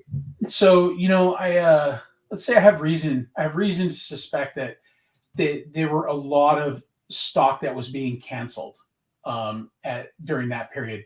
And I think that we're seeing, I don't know what you guys see, but I do this all day long. I'm in the groups and I'm having chats with people literally all day long. And I don't see as many figures flipping as I did a year ago. Correct. I don't see as many new releases becoming available so quickly after release. Correct. Everybody's going to point to Crosshair because Crosshair is a sample of the madness. But I think that we're probably leaning towards seeing that level of supply now. I feel like when they went ahead and I feel like they tried to get Lightning to strike twice because Cody was a figure that was in such demand that they tried to do the same thing with Rex and they way overproduced him. You can still get Rex in stock. Right. So I think that that was probably one of the ones that led to them kind of changing, them being Sideshow, them changing the way that they see things or that they expect the demand to be. With lower supply, you're going to have more demand. And we've definitely seen that with Crosshair. I think that's going to be the new norm. So, leave it to me, the guy who sells figures, to try and, be the FUD spreader here. But at the same time, I really feel like that's the direction. Because here's a perfect example. Cobb Vanth. You know that there were certain people that were hot. You either were hot on that figure or you did not care that he existed. And we're not seeing any of those resell. I can count on one hand the number of them that I've seen since that figure dropped. I've seen one that I tried to get in a trade. Yeah. So in fact, I've got my first one ever coming. I mean, I did a bunch of pre-orders for him in I want to say it was the last 10 days before he shipped. I did about 15 pre-orders for him that were just people trying to get in where they could fit in. But I think this is going to be the new norm. I don't think we're going to see a ton of stuff sitting in stock anymore. Now, question for you. So this is a good conversation because I always say, right, coming from the era that I came from, that was real FOMO. That was an era where if you didn't pre-order, you were asked out and you had to go find it on eBay for at least $60 to $120 or more, depending on what it was, depending if it was exclusive. The exclusivity was, the SE, the special edition, or the exclusive was what made it that much more, right? My thing is this.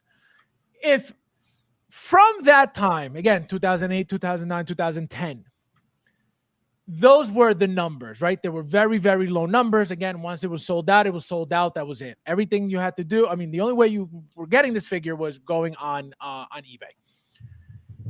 Over the years, again, since then, we know that Hot Toys has increased production, they've acquired more factories. At least that's what it's said in the community. Again, who knows really? But let's just assume that's the case. Obviously, I can tell you, naturally, from 2008 to now, the numbers have increased, again, just naturally. It's just part of the game. Exponentially. Right. So now, do you really believe? I understand if it's from a show, right? A TV series, it's not going to be as popular as a movie. Fine. But you're telling me that after what I just mentioned, meaning Hot Toys just growing as a company, like Mike said, exponentially at this point. Again, over 10 years later, acquiring factories, making more product. You think all of a sudden they're just going to say, you know what, we're not going to make as much and lose out on money? The reason why, to me, that's not far-fetched is because, and then I've said this before, they're making these random exclusives in between. For example, that Amazing Spider-Man, these random one-offs here and there that are overly priced, right? I think that that's happening to capitalize on, obviously making an extra $1,500 for a specific market. I don't think it's going to make millions, but that markup isn't worth what the figure is, but they're selling them because of the fact that they're limited. So you really believe that they're actually making less overall or just less for the shows? No, I don't think it's less overall. I think that any growth that we're seeing, I mean, if nothing else, enables them to tackle more IPs, which we're seeing. I mean, look at how many Marvel figures we've been seeing over the last year and a half, especially when it comes to Iron Man. We know they always hit with Iron Man, but they produce so many different Iron Man figures all the time.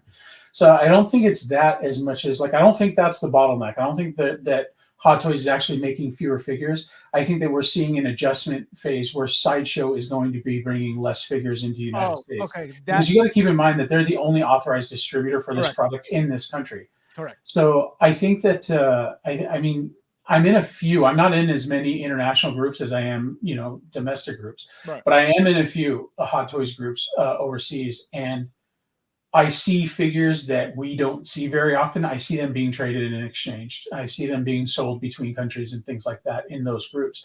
I don't see them coming here because, the import tariffs, the relationship with China, and all those things that factor in make the cost unsustainable. So I think that we're seeing a little bit, maybe, and again, this is just conjecture and rumor, but I think that we're seeing Sideshow kind of adjust the way, the quantity that they're bringing to the show. But that's starting now. So don't you think that's starting now, where then I think we're going to start to see those numbers affect the figures again, 2 years from now, Well, it's not going to be the everything figures is, that have been everything is out for the waitlisted on pandemic. Sideshow anyway, Mike. What's that?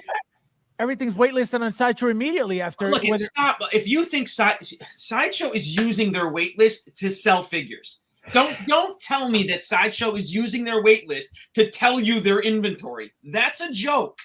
That's a joke.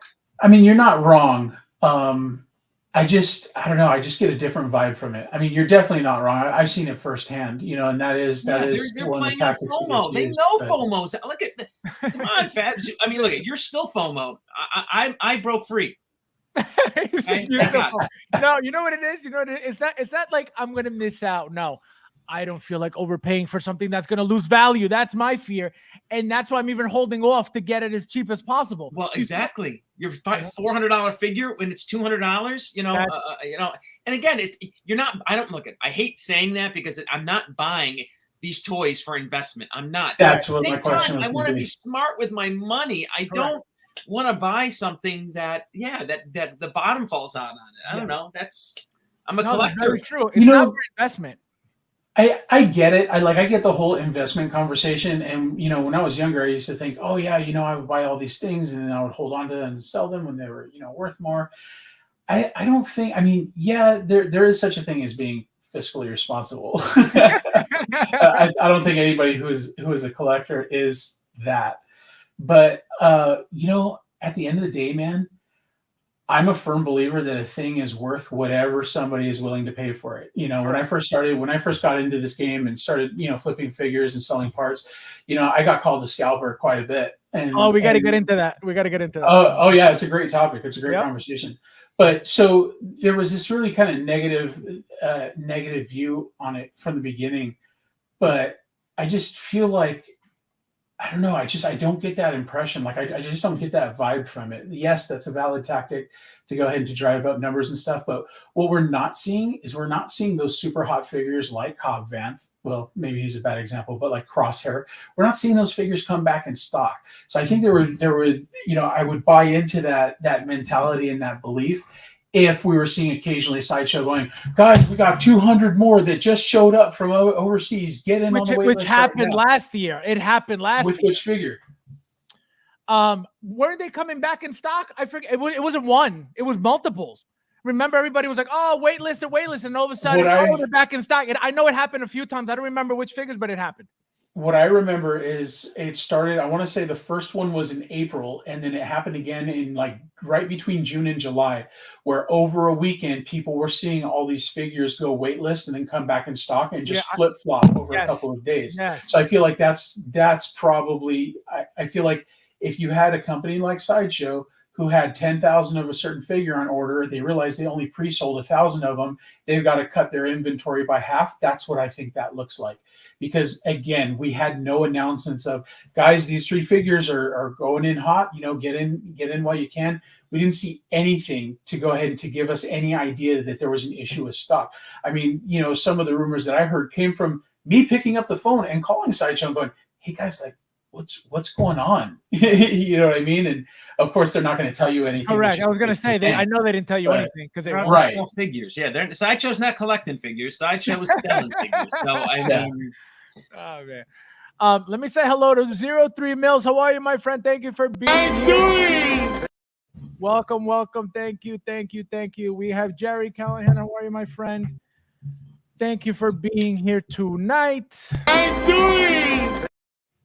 Let's see who else is in here. We got Jeff in the house. Welcome, my friend. Thank you for being here tonight. Let's see. I'm burning out now. Mike is on the Mexican cola. Leave him be. The Mexican cola.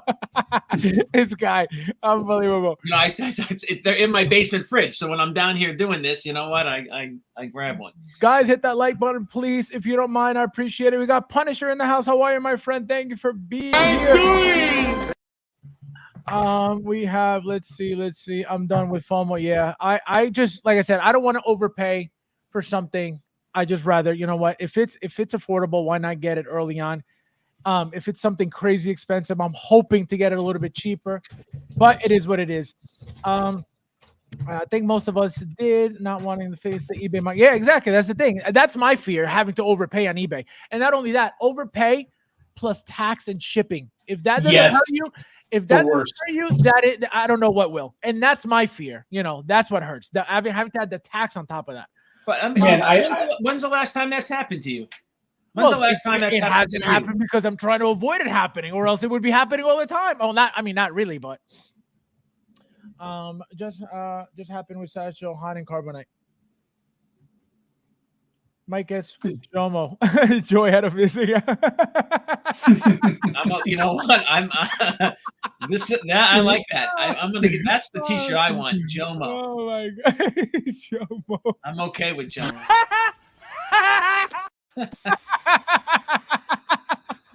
Oh man, I like it. So, all right. So Brandon, let's continue with Shin, and then we'll get into the scalper conversation because that's a good one. So how do you feel about the figure? Did you like her character? Did you like her role in the on the show? How do you feel about how she did, and how do you feel about having the pair together now? I wanted to like her more than I actually did. I feel like character development is very important to me. If I don't care about the character, I can't get invested in the show. Gotcha. I feel like she was severely underused. I'm hoping that in the next season she'll be much more of a central figure. I think the figure's great. They definitely captured the likeness. I'm hoping that Padawan braid that she has, I'm hoping that that's posable the way that Fennec's ponytail was posable. So I think I can't see why it wouldn't be. True. I see what you're saying. Yeah. They definitely captured her attitude with the face. It's interesting because they build those characters. I mean, they're not exactly Sith characters, and I mean even their lightsabers aren't red. They're like an off kind of orange. So I think that there's more to unpack with those characters, and I think that the head sculpt definitely tells the tale with this one. Like they definitely captured her likeness. They captured the attitude and the mentality. One thing that I really, really like about it, and they nailed this specifically with Balin too. I wanted to mention it with Balin, but we moved away.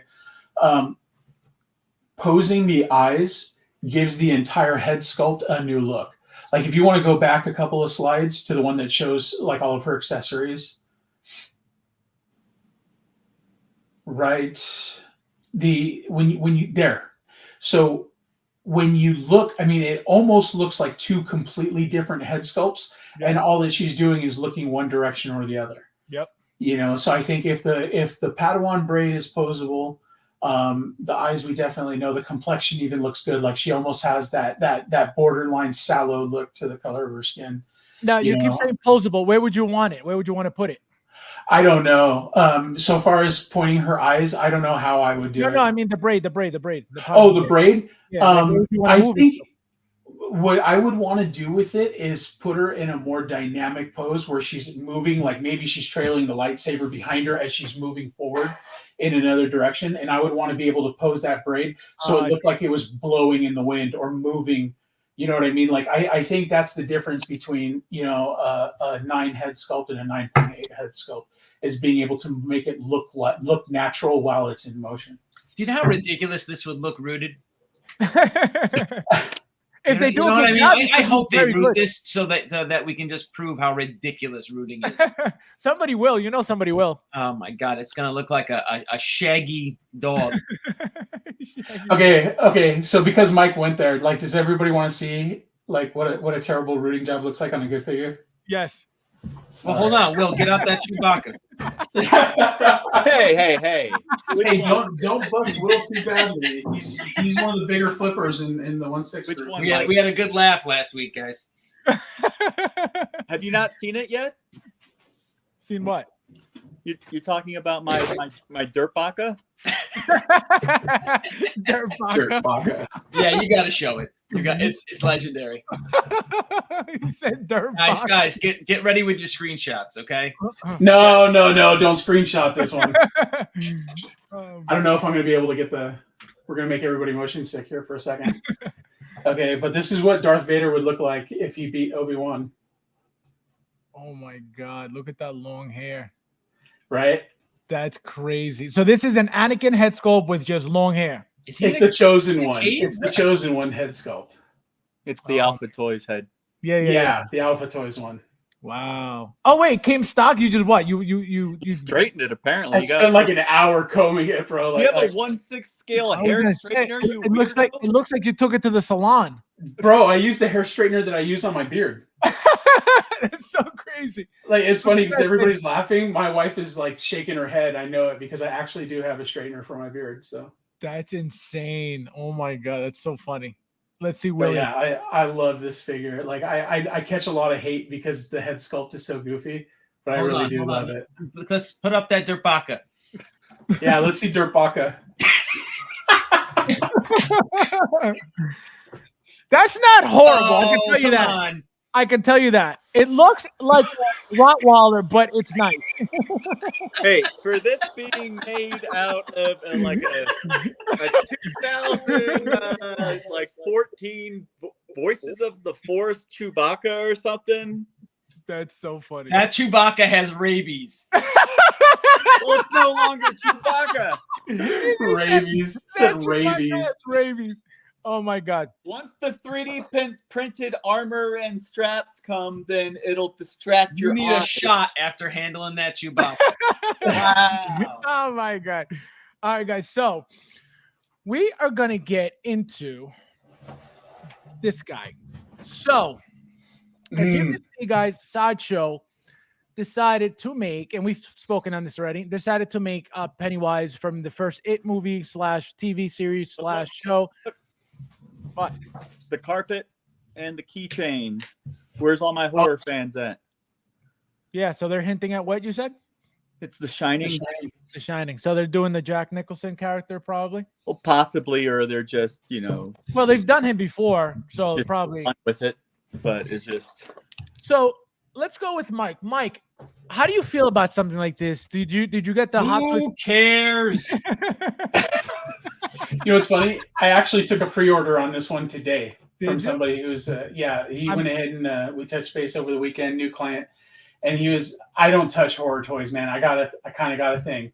Like, it absolutely terrorized me as a child. Really? I watched the first half of the first new one that they did, and just not for me. But I think this is going to be a hot figure. Yeah, like where am No, I going to I'm put it? telling Next you- to Captain America? Next to a lightsaber? Like, where am I gonna put that creepy ass clown? Like, Wait, so you're not Mike, you don't care for this at all. no, horrible. No. So you didn't even get the Hot Toys ones either. I won't even open the webpage. I get that. I I get really annoyed do. I when mean, you bring up I stuff think like it's- this. This is like Buzz Lightyear. I or that bug character on the bike that you keep showing. That you got. Unbelievable. Oh my god. So wait, so you didn't even bother with the Hot Toys one. Hot Toys did one? From the second one. The second No, It. no. Oh my god. No. William, how do you feel about these pictures? And is this interesting for you at all? Are you thinking about it? Are you planning on it? Like I've said before, that the head sculpt looks great. It looks just like Tim Curry's It. And if I can find one in a couple of years from now for like $50, then You're crazy. there's a possibility that I'll buy it and put it in random places around the house to scare the. oh yeah. Uh, Okay, Satan, slow down a little bit. but What would you rate this, William? 1 to 10. head sculpt wise, I'd say it's like a 9. But overall, it's like the price for what it is. It's very close to being, like the happy Bird face hands? and all That that clown has stuff. bird hands? Yeah, it's from the TV movie, Mike. It's like they had very low budget for what they Oh, did. Lord. It was like hands coming out from underneath, but it's very, like Brandon said, it terrorized him apparently. With the bird hands, but Yeah, this was one where my dad says, "Oh, let's sit down and watch this movie, Mijo. It's going to be really good. I think you'll like it." Okay, Dad. Okay. There's a clown in it, and he's kind of scary sometimes, but it's not real. Come here, Mijo. Come sit down. Oh man, He said, "Oh can't man." handle it. Can't handle it. Yeah. All right, so this is not interesting. So I need to get 2 of these. And once I get 2 of these, there goes my entire Pennywise line. They're $285. They're kind of pricey for what they're gonna be. We know Sideshow doesn't really, care about the bodies that they use for these figures. Hopefully now with these new updated figures, they're actually spending a little bit more money on the bodies. I think it would be a shame to, give us an amazing head sculpt and then half-ass the body. It's just, that would be a slap in the face to charge us more for that, only for the head sculpt. But what are you going to do? It is what it is. Also, guys, like I mentioned, InArt came out with a trade from Dune. Like I mentioned earlier, the figure looks incredible. Very, very good. I'm not buying it, obviously, but I wanted to talk about it because, like I said, it looks very, very nice. I didn't even see any of the movies. So let's start with you, Brandon. Brandon, how do you feel about this? Are you interested in InArt to begin with? How do you feel about the company InArt coming in as competition for Hot Toys? Do you feel that their product is superior to Hot Toys at all, or slightly better or slightly worse? How do you feel about all that? Okay, so we're going to get into a little bit of madness here. Like, I got to admit that since you said, Brandon, we're going to start with you first, I missed about 2/3 of the questions that came after that because all I'm thinking about is what I'm going to say about this, okay? So I'm going to open with this. I know you can't see them because my lighting is terrible, but I've got a treasured set of Frank Herbert's Dune novels that sit at the very top of my sci-fi bookcase. I see. Okay, I am, hands down, I am the biggest Dune fan that you have ever met. I will talk for hours about the philosophy of Dune and how it's affected my thinking and my life. Really? And how great a story it is. I just got back. Funny enough, I was afraid I was going to be late for this show because I just got back from seeing the new movie for the second time. So, InArt I've never touched before. Okay, I've seen all the pictures of the Jokers and stuff. When I heard InArt was doing this, I wasn't immediately excited because if I recall correctly, and again, I'm very much a Hot Toys guy, but if I recall correctly, the InArt Joker had a problem standing up. So as soon as people were posting pictures of their figures broken from falling over overnight and things like that. So when I heard InArt was doing it, I wasn't immediately excited. I already had the Og Toys. I finally pre-ordered the Og Toys one from 1/6 kit. Like I want to say 3 or 4 weeks ago. Okay. So I've got those ones coming. They release in April. This is really, really neat to me. I think they absolutely captured the likeness. They didn't like what I struggle with when it comes to a lot of the newer movie figures is that they seem to capture the actor and not the role. And with this one, I feel like they absolutely captured Paul Atreides in this specific release. That looks like Paul. Okay, it doesn't look like Timothée Chalamet. You know what I mean? You get where I'm coming from with that? Oh, I see what you're saying. So you're not looking for the actor, you're looking for the actual character. Absolutely. And you see that with Hot Toys occasionally. I feel like there was a Wanda probably 6 or 9 months ago where it didn't look like Elizabeth Olsen. It looked like what the character, it had that feel to it. So when I see these, I see the accessories. I think it's exciting, but I also know InArt is priced pretty high, isn't it? Doesn't it have a high entry point? Very, very expensive compared to a Hot Toy. It's not even anywhere near the same quality as Hot Toys. But for some reason, they came into the hobby, overcharging for everything immediately. Their double pack Joker rooted was over $1,000. Their double pack sculpted Jokers were $770 something, and the single was something like $300 and something, I believe, just for the single Joker. So yeah, What's they the came SRP in on this one. Huh? What's the SRP on this one? The retail price. So let me find you. So it looks like Big Bad Toy Store has it for $493, which is the sculpted, and $695, which is the rooted. Comic Concepts is $413 and $522. Collector Zone is $431, $553.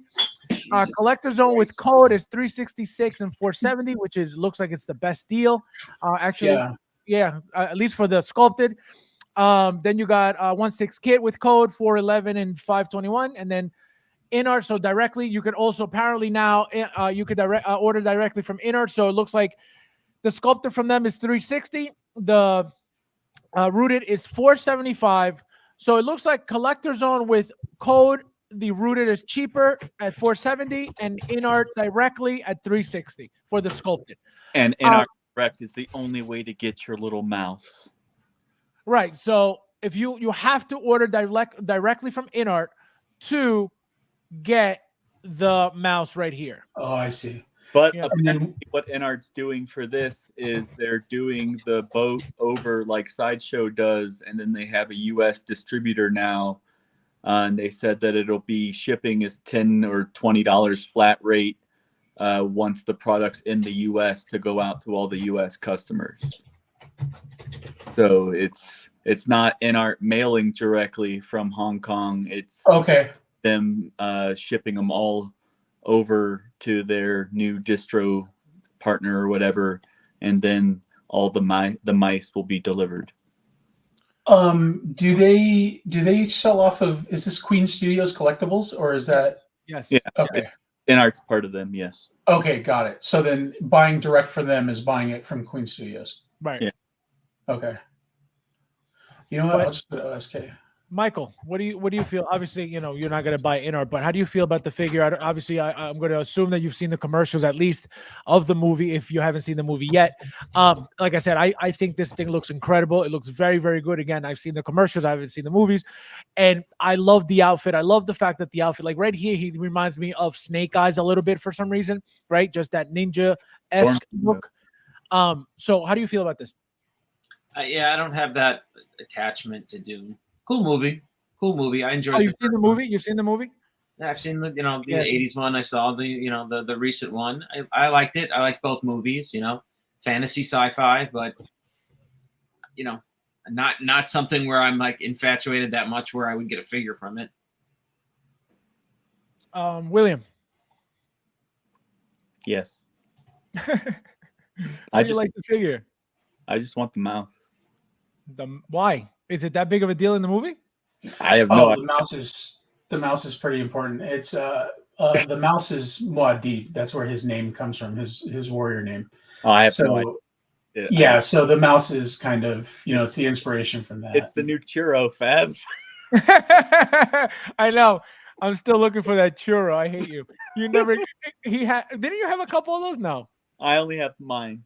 Oh no! I thought somebody had one, and then they had a few they were selling, and they didn't give me one. I was like, I hate you, and I'm still looking. I won't give up. I won't give up.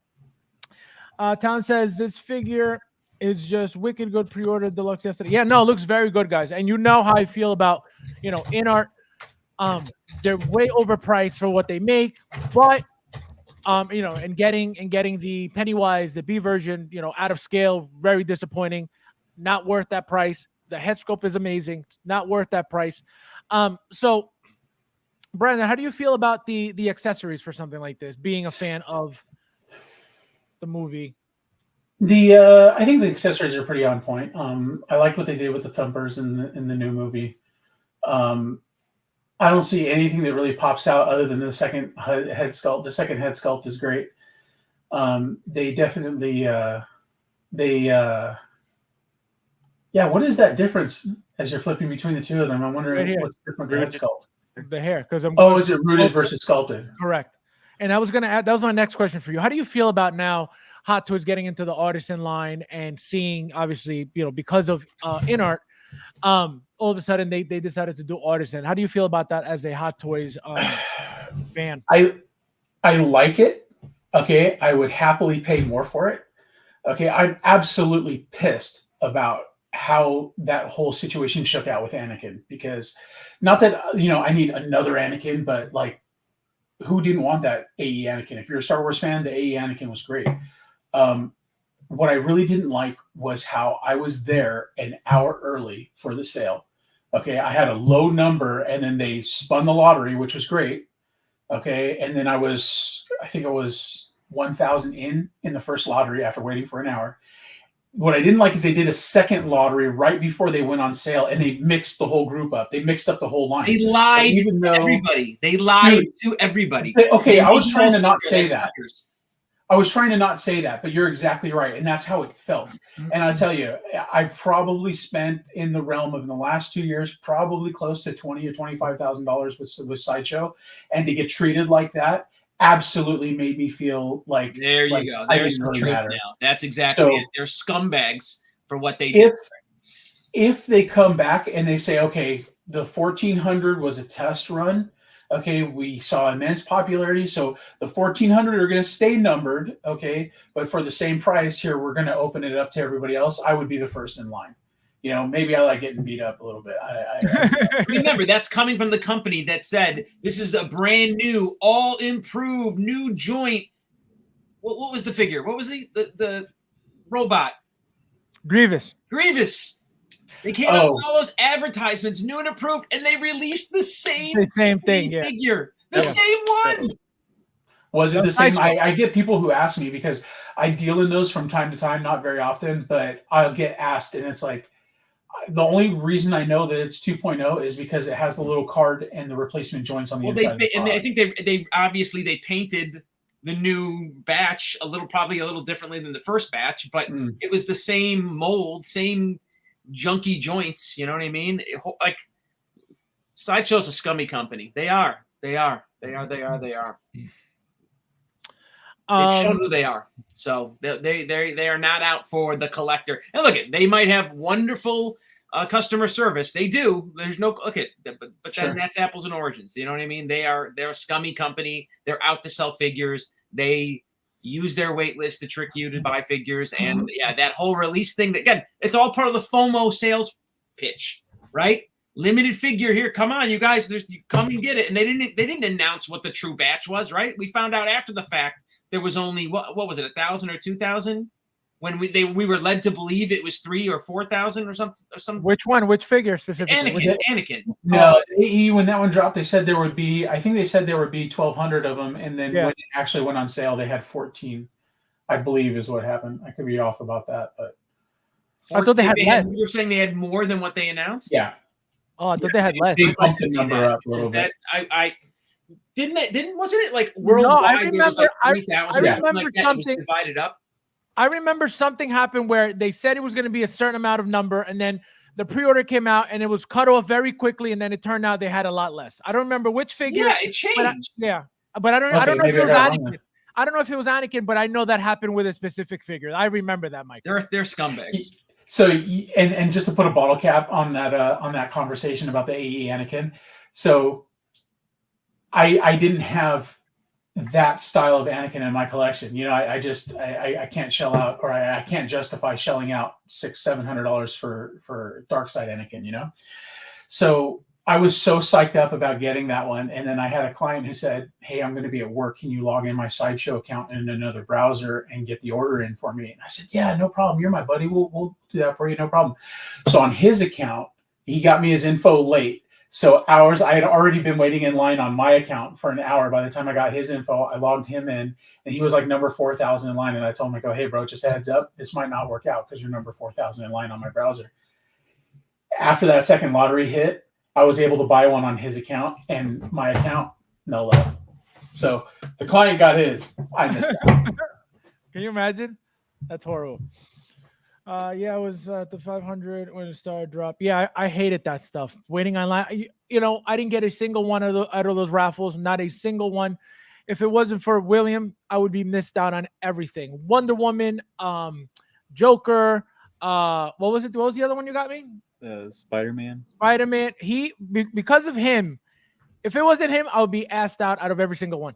How much time they wasted with people sitting in front of their computers watching that spinning wheel? Like, I heard everyone complain about it. I'm like, I'd be angry if I wasted an hour, 2 hours of my time watching a thing spin on my computer, my desktop. Yeah. That's exactly what it was too. Like, I was afraid to even switch to other, you know what I mean? Like I've got 3 monitors on my desk. And like, I had to make sure that one was full screen all the time in case I missed a reload or something. Like, I was afraid if the number and the line didn't move, if the circle didn't move, I was afraid, do I refresh? Do I not? Like, I don't want to miss my spot. Oh, I was refreshing. I didn't care. Oh, they tell you, don't refresh. You'll lose your space in line. Yeah. Don't do that. Oh, I did it every time. I think that's why I missed out. Cassandra, welcome. Thank you for being here. All right. So we're going to get into a conversation. It was a big deal. You don't hear that term often anymore, right? This scalper term. The reason why I wanted to bring this, I said I hear it from time to time. Not as much as I used to, though. So back in the golden era, I like to call it, Mhm. I tell you guys all the time, you know, I would buy 2, 3, 4, whatever it was, depending on the figure, obviously, and I would make a ton of money. Obviously, the people who wanted the figure, who missed out on the figure, right, would be butthurt about not getting the figure. And obviously, I don't set prices. The market sets the prices. So I would obviously sell at whatever it was going for. I never overpriced anything more than what it was going for. So whoever didn't like it, that was their problem that they missed out. So what did they do? Scalper, scalper, scalper, scalper. That was the insult you got for selling something that sold out fairly quickly and that a lot of people missed out on. That was just the abuse because they didn't want to overspend. Hold on. Let me just stop real quick. Go ahead. What's a scalper? Let's start with the definition before you do this. What is a scalper? Well, a scalper is a person who I'm going to assume will buy something to make money on it. Yeah. Right. Just like a You're seller. a scalper. Just like a seller. You were a scalper, right? You don't think you were a scalper back then? Come on. Well, Come on. well, so a seller is a love scalper you. then. Now, remember, I love you. I do. No. But a seller is a scalper then. Because if I buy something to sell, then everybody's a scalper. If you If were the market again, is in those dictating days, a price, if the market is dictating a price, how are you a scalper? but hold on. If you're, but again, I was there with you, right?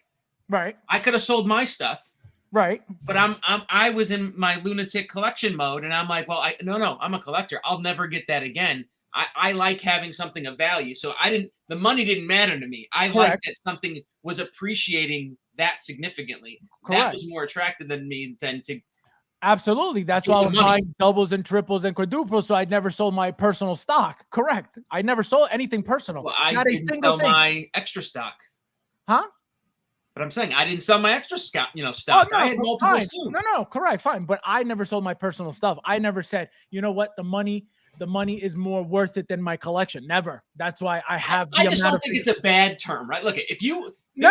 I don't. That's the distinction. But here's the thing. That's, What I was going to say real quickly, Brandon, before you continue, is this.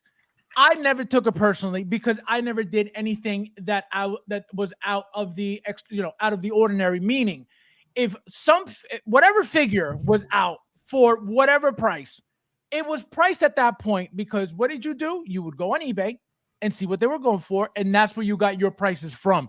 Period. I didn't make up any of the pricing because how could I? What you would do, like everybody else did, and how everybody else got their prices was through eBay.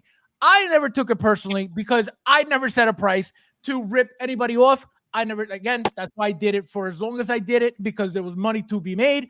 I was never ashamed or shamed for making money. They could try all they wanted. I was still making my money. So that's my point. I never took it personally because at the end of the day, I didn't dictate prices. The market did. I was just there to benefit while funding my own personal collection. Brandon, continue. so the important distinction is to just like Mike said, is to kind of define the word, because it's been used as a pejorative for a number of years now. It's like if somebody says you're scalping or you're a scalper, like they mean to insult you with it. Correct. Okay. Correct. Now I very much my entire life I was very much a kind of guy. You know what I mean? Like I don't care what your opinion is. I don't care what you have to say about it. I'm going to do what I'm interested in doing, and I just don't care. Now I try to engage that and turn it around a little bit more. So when I get called a scalper, I'll pull somebody aside and I'll say, well, let's have a conversation about this and see why it is you feel this way, and then what we can do to alleviate that. Because I feel like what I do, I provide a service. Okay. People, it's just like another term that I used to hear all the time was lowball, no lowball offers. It's like there's no such thing as a lowball offer. Okay, there's only a good offer and a bad offer. Okay, and here's the deal. I deal with people on a daily basis who would rather take $150 a piece for their $300 figures to deal with one person and sell out all 15 or 20 figures one time. Okay, they don't have to list. They don't have to take timestamps. And you guys have seen my posts. Okay, I post new every Friday. Okay, every Friday I make a post and it has to have a new timestamp in 90% of those groups. Okay, the most time-consuming thing that I do is unpacking and repacking parts for shooting timestamps. So it's gotten to the point now, I don't have it here in front of me, my yellow notepad, okay? Will's busted my chops on it before, my terrible penmanship, but like, here's the deal, man. You can see my names on it, but that date might be just a little bit blurry, you know? So I try to take photos with my notepad in my timestamp. That way I've only got to line up similar things and then take one photo with a new timestamp, and that's the number one photo on the listing. Okay, so like there's a lot of work that goes into this sort of thing. And the whole scalping conversation tends to be like, there tends to be like, I hate to say butthurt, but like there tends to be It is. people That's who are exactly what upset it is. because they missed out. Correct. It's like in these, I used to feel bad about that, but then you start to realize that the same people that are going, I'm looking for this figure at a reasonable price. You know what I mean? Those are the same people that are going, this figure sucks. You know, Hot Toys is really dropping their game. I'm not going to get in on this. So I don't feel as bad about that. Now, to tackle the word specifically, though, okay, it's easy to pull somebody aside, find out why they're going ahead and they're trying to stamp you with that label, and then kind of work around it a little bit. I tell people all the time. Say it again, Will? Because they never pre-ordered. Well, there you go. Exactly. So, but like I tell people all the time, like, if you don't like my pricing, tell me. Okay, if you think my pricing's high, tell me. Let's have a conversation. But let's explore the topic and fix the problem. And a lot of times the problem is they believe that I've taken away pre-orders from them because I have 25 units sitting on my pre-order sheet. But that's not how it works. The way Sideshow works, yes. Okay, so I'll explain to somebody. The way it works at Sideshow is actually two companies. Okay, Sideshow is retail and wholesale. So when your figure goes on wait list, the reason I can still get it is because I have a predefined allocation on the wholesale side of the business. Right. Okay, so just because when I post a listing saying, guys, I got 10 Black Adams, I didn't buy 10 of them at retail, and now I'm trying to flip them for more money, because that's actually not worth it. It's not as worth it as you think it is. Oh, tell me about it. So, but being on the wholesale side of it, it's like, you know, there's a lot more risk involved, because if I commit to buying 25 units of an item and I can't have it paid for in 3 days when they land, then I get cut off. You see what I mean? So I'm not taking allocation from everybody else who's buying through the site just because I have them in stock. So I think once that truth gets exposed, then scalper being a personal attack kind of tapered off a little bit, you know, because ultimately it comes down to people being pissed off that they got to pay a premium. Absolutely, that's it. And I've always known that. That's why I never took it personally, because I know that's what it is. Exactly. Exactly. So and look, it's just a derogatory flipper, skipper, scalper, reseller. It's real. Come on, they're just the same thing. You're selling figures for a profit. That's it. And again, if you do it professionally, or if you're doing it to make money, I think that's different than the guys who are doing it, you know, kind of again on the side to fund their hobby, basically. Like, that's two different things too, right? Fabs, Well, you're doing it so you can buy more figures. Well, you could also do this though. I would consider a scalper somebody who's in the hobby, not collecting, but benefiting by reselling at high prices. Obviously not now, but when they could, right? That to me is more of a scalper than somebody in the hobby buying figures to sell to fund their own stuff. I think that's, you know, you could call them both scalpers, but I think it's two different ways to look at two different situations, because it's not the same situation. Somebody being in a hobby just making money off of it is not the same as somebody being in the hobby collecting while making money off of it. You're both making money though. But in the end of the day, the end result is the same. Yes, but one is reinvesting that money being made from the hobby into the hobby, rather than somebody just taking from the hobby for their personal benefit. It's two different things. True. Yes, you're both making money, absolutely, but two different worlds. William, what do you think about this conversation? How do you feel? Because you're in the groups a lot, you buy a lot. Obviously, I don't know if you've heard the term, ever being you, or at least being told to you. But how do you feel about the whole conversation as a whole? Will's got the deep thoughts tonight. I'm telling you. He sounds like he has gas. That might have been a fart. I'm still upset about everyone saying cocaine Wookiee and all that. But anyway, I was reading the comments, you mean. was is that like 4 people said it and it was getting no traction on the feed, so I reset it in all caps, and that's when everybody started laughing. And when it so I stole. Man, sure would be a shame if Brandon got banned from like. Hey, go easy, slow down there, Veronica. Slow down. William's like, all I have to do is push a button and he's gone. But it's like scalping. Like, I see everyone's points on all of this, where it's like, if you can make money, most people wouldn't say no to making money, because it's, whether it's to go back into the hobby, like Fab said, or just to, get something different. And, to me, a scalper would be somebody who is intentionally buying things that they know, like let's say somebody bought like 10 crosshairs because they, saw that it was like increasing whatever, and they don't even have a crosshair in their collection, and they have those 10 sitting there waiting for a sucker to, because right now crosshair goes for like 600 plus on eBay. Yep. And, They sell it that doesn't even include shipping and tax. Yep. Well, correct. And like one just went on the BST yesterday for the guy listed it for $450, but he ended up selling it for $475 because he said he thought he changed it. But yeah, that's the shittiest thing in the world, man. I thought I changed it before it posted. I was like, no, it didn't. But because I was a lot of people will tell me a figure they're looking for, and whenever I see a figure pop up on the feeds, I'll tag them and whatnot. And it's like what Brandon said about the people looking for a reasonable price. And I made actually a post about that on your group, I think earlier today, Fabs. I think I did see it. Yeah, because the ones that I see in the group saying for a reasonable price are the same ones that have like the Mandalorian Beskar version 1 from with the child that's still in stock on Sideshow, and people like 300 plus 350 yeah. and it's like That's it's like, But what do those, you those, I always look at those. Got to be kids. You know what I mean? They have to be an 18, they're 19, new to the scene. 20, a moron kid. It's got to be. It has to be.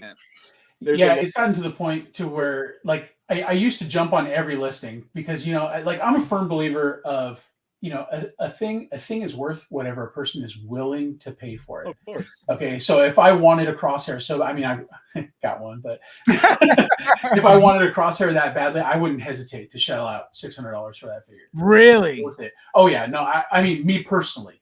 Okay, I'm not saying everybody else should. No, of course.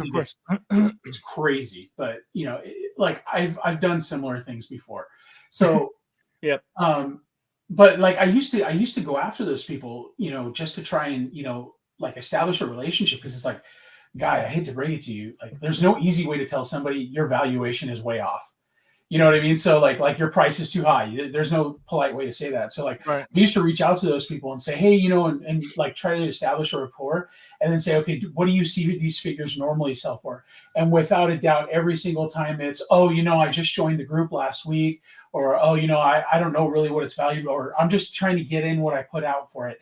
It's like when I pre-ordered my version 2.0 with the chrome armor, yeah, it was $411. When it arrived, I totally wasn't in love with it. Didn't even open the shipper for 6 months. And I kept trying to get $375 for it, and it just was not going to happen.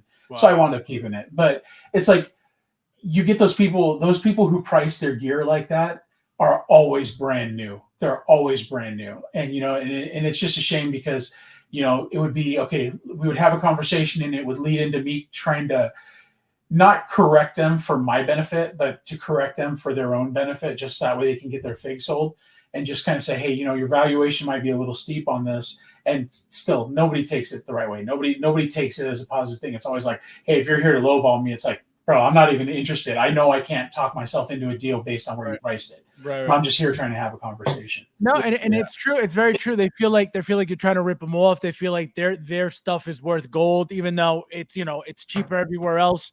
And it's true. They get offended. They get really offended. They're Mike, using eBay list prices, not sold prices. Bingo, bingo. That's another thing. That's a whole nother conversation. Mike, how do you feel about that stuff? The whole buying in the groups and do you ever buy in the groups? I doubt you do, but go ahead. I mean, I don't think I've bought in our group.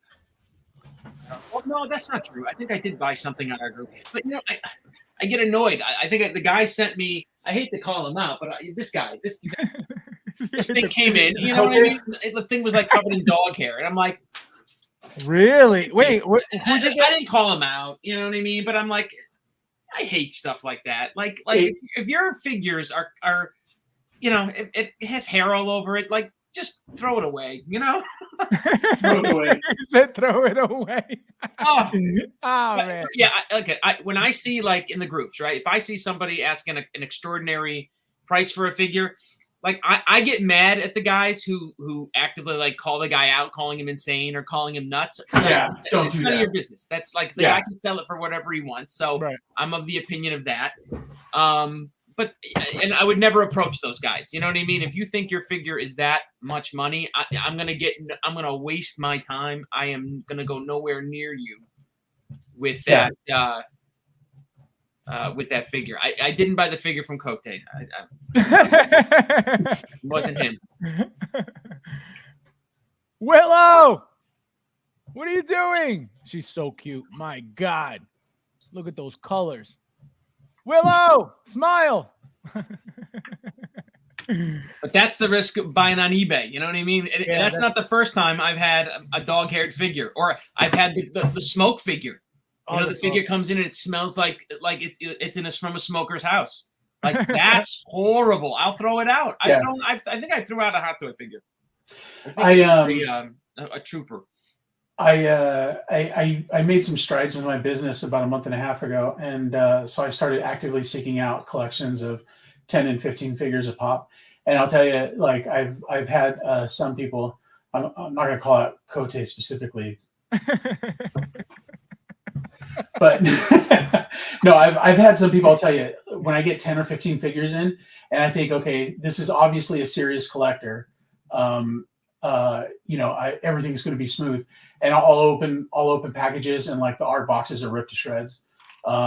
Everything is stuffed in like the figure fits in the bay, but like all the accessories are jammed between their legs, and like the clamshells are stuffed in. They tore it open like a 5-year-old on Christmas. You know what I mean? Yeah. And that's normally I'm totally fine with that. I'm fine with damage if I know about it ahead of time. Correct. It's the disappointment that I don't like. Yes. And when you open a figure and you're like, yep. Wait, that's good about that loop that I mailed you? No, nothing. Actually, that's really funny because that one came like that. But I think, didn't I tell you to ship that one loose? I told you to ship it that way, right? You told me to ship it loose. Yeah, you're not what I'm talking about. Foam in between each of the hair and everything else. No. It's just you know what it is that there are some people who buy them. I feel like they get into it for the hype and they get into it to be a part of something, and then they just kind of lose interest. But like here's the thing though, like I love drop shipping figures. Like if I've got a client near Cote and he wants a Luke and Cote wants to sell it, then I love that because it only costs me $7 to ship from Cote to the client. Okay, because he's just on the other side of town, for example. But the downside to that is if the person who has the figure isn't reliable, okay, and it actually happened to me with somebody that I'm friends with, but they get their figure in that they bought from me effectively, and when they open up, it's put together like it was just jammed in there. It's not a good look, and it's not how I want to be represented. So, like one of these days, I'll make a video of what my process looks like when I'm standing down at the base of the stairs, and I've got pillars of figures standing all around me, and I'm going through each and every one. I'm swapping the hands back out to the relaxed hands. Okay, if the baggies are included and they're in good shape, I've got a little roll of tape that I keep next to me where I wrap the baggies back around the legs and the hands and stuff like that. I'll put fresh tape circles on the cigar bands. I put fresh tape circles on the cigar bands to keep them straight and make sure they don't get dented, because I want you, when you open up the figure that you bought from me that you know is like new, okay, I want it to be as new as it can possibly be, because I have that same passion. I get the same excitement that you guys do when you open your figures. So I want to be able to impart that to somebody else. So that's why, like, you kind of have to know who you're buying from to make sure that you don't get that just everything's crammed in there, you know? Yeah. Mike wasn't here for the sniffing part of the conversation. Oh, so What happened with the first box? so every time I sell Cote a figure, I fart in the box because I know he likes to open the box and sniff the new figure smell. He gets boxes and he just wants to smell Hong Kong or something. So he like does his face. I said that. It's all weird. He said he wants to smell Hong Kong. It's like, I'll tell you, when you pull the lid off that box, because they're vacuum boxes, right? Because they suck the air when you lift that. That's why the lid doesn't come off. But when you pull that off and you, No wonder that it's just toy like looks so wacky. If Mike did that and he happened to be allergic to dog hair, that clone pilot would have killed him.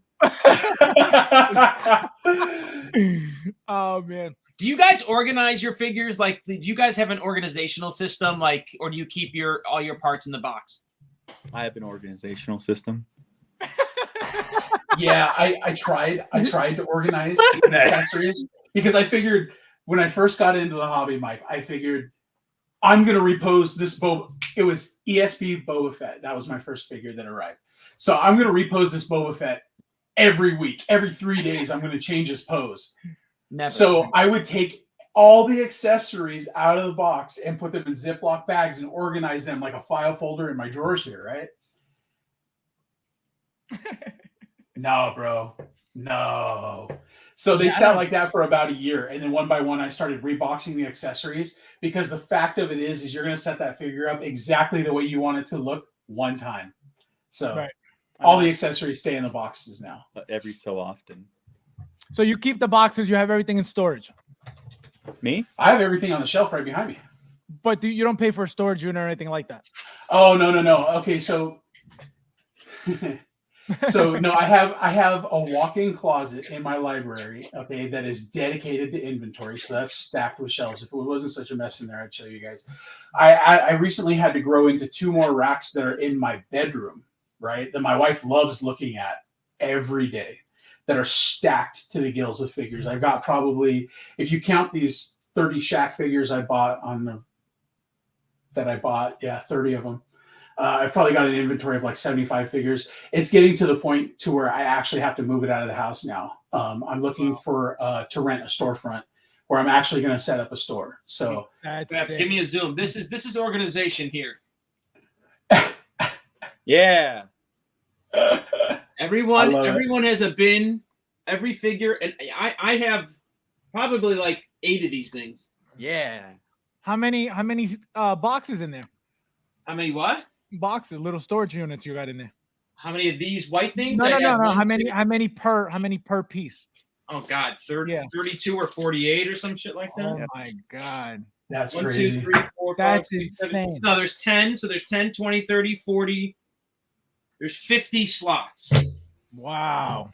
50. That's look at William too. And of course, like I'm trying to double up too. Yeah, those are perfect. Like that's the best system if you're really serious and doing this right and really being careful with your stuff. If you don't want to keep the boxes. Well, I have the boxes. No, I keep my boxes too. Oh, you keep them too? Yep. I thought people were doing that if they were getting rid of the boxes. Now, I like to have my accessories in the house. I don't want my boxes in the house. I want my accessories or parts in the house. Yeah, that makes sense. Yeah, what were you saying, William? I had the boxes stored. It wasn't convenient to go in to get them. Exactly. And so I started doing the little labeled drawers. So then I could, quickly, because even if, you might not be massively changing up the pose, but I do like changing little things out, especially when they have so many different weapons, accessories, etc. And so when it was like because I have this storage thing underneath one of the stairs over in the gym, and you have to literally crawl back in there. But I had some totes, and it was all to keep the boxes all nice and stuff. And it was like you go in there, smack your head on a beam and shit. Let me see this. That's the lighting will be better next time we do it. But my personal collection is on those 2 bottom shelves there. Well, I guess it's growing into 3. But that's all the boxes, right? Yeah, those are, and I mean, like I said, 90% of them are full. Like the figures are in there. Does he collect shadows? I know. Shadows. What does he collect? Star Wars. That's what it is. What killer bed with no sheets and stuff. Bro, okay. So look, I knew. You know what, man? I knew. That's why I don't know if you noticed how my camera was positioned, but I knew you would say something. So here's the deal: we had a big wedding in the family back in May. So we brought the bed in. May, so it's fucking March. I know. But the bed stayed there because it was a great place. When I was like, I could spread out my inventory and see a bunch of it at a time, and there were sheets on it. But yeah, spread out your inventory and do weird shit to it while you're selling your boxes. Yes. Mike, remember you told me this? And then I got this was a gift from my brother as a framed Darth Maul, Darth Maul painting. Yeah, I see a and little. So my nieces, who are 18, 20, and 21, are all like, "We can't sleep in this room because of the demon that's on the wall." I'm like, "Bro, I will fight you. I'll absolutely fight you." No, I said, Mike, do you remember when you told me to open up a store together? So you don't have to pay for storage anymore? I'm paying rent. I'm literally probably paying the store rent. Yeah. Store rent and I'm storage. sure. So I have the rent of the store covered. It's like I got the rental. Yeah, Mike said cover that. Utilities. You said that. What, you told me that about 2 years ago. You said that. You're like, yo, we should open up a store. Yeah, you know what? Even if we don't sell anything, that's just a collection. That's our hangout spot. It could be a front. We could bring in some Russians to filter some money through. That's nice. Imagine. Oh man. With doing photography with figures, I need to be able to get my accessories. That's true too. But look, Fabs, I've actually thought about that. Like I say to myself, if I'm paying this much in storage, I wonder how much that retail space is down the street. I remember you told me, and I know you were serious too, because remember I had all these boxes, and you're like, why don't we just open up the store? I remember. Yeah, I was talking to my brother today. about about that sort of thing, because he's very much into tabletop. And we went to go see Dune, and so I was telling him about my ideas for the store and what I want to accomplish there and everything else. And he had the great idea of including tabletop, places for like people to paint and stuff. Because ultimately, just like Mike said, like the only reason I'm building a storefront is, number one, to shore up my relationship with Sideshow, but also to just to get my business out of the house, because it takes up a lot of space. And so if I have a workspace that I can work in, I can make it a storefront, and then, my brother can go ahead and help me, run the show with doing, having the store open for people to paint their minis and things like that. I think it'd be a good environment, constructive place. Is this your only job, Brandon, or you have a different No. It's kind of funny. Like, so let's see. I actually worked for the Walt Disney Company. I left Disney in June of 2010, and I was there for 4 or 5 years. I'm a technologist. I'm an IT consultant in the entertainment industry. So I've provided technical support and set up servers and workspaces for shows like Yellowstone, Bass Reeves, lots of Paramount stuff that I work on. And I'm a freelancer. They'll call me and say, okay, we've got a new show that's hitting the ground in Fort Worth, Texas, 3 weeks from now. And it's like, so I got to be on the ground first. I show up. I set up all the internet access. I set up, I go ahead and I bring in the contractors who run the wire, because, this fat man doesn't climb into attics anymore. But so, I would facilitate people being able to come in on the show, plug their computers in, and then work. So that's what I do. That's my day job. That's what I'm all about. But this is kind of, I've been doing that for, I got my degree in 2002. So I've been doing this for 20 years. I built my first PC when I was 15 years old. It was out of a box of scrap parts. And so that's what my career has been information technology this entire time. And, my dad used to sell $1,500 vacuum cleaners door to door in the early 90s. He did it, and he was wildly successful. It's like sales is in my blood. But I never wanted my value and what I could generate to provide for my family to be tied to what I could get somebody else to spend. Now, this is different. This is different because I'm a part of this hobby. Okay. I'm the one, like, no bullshit, guys. Every time I tear a figure down, I go, oh man, look at these boots. I can use those. And I set them aside. And I got to wait like 3 days. I'll keep looking over at them at my desk until I admit, all right, I'm not going to work on that character. I better list the boots. That's why I bought the figure. You know what I mean? So me being a part of the community and being a hobbyist and just connecting the right hobbyists, like I'm the bridge. You know what I mean? You can pre-order from me. You can find your customs project done from me. You can get all of that because I maintain relationships with all these different people. So for me, it's there's more passion in it now. And when I see how successful, the success that I found, and I know God's got a plan for me, whatever it is, I can trust that everything's going to come out really well on the other end. So, being in sales is not my comfort zone. Talking to people, that's comfortable, sure. But it's just kind of interesting to me how quickly this has gained traction and how quickly it's grown.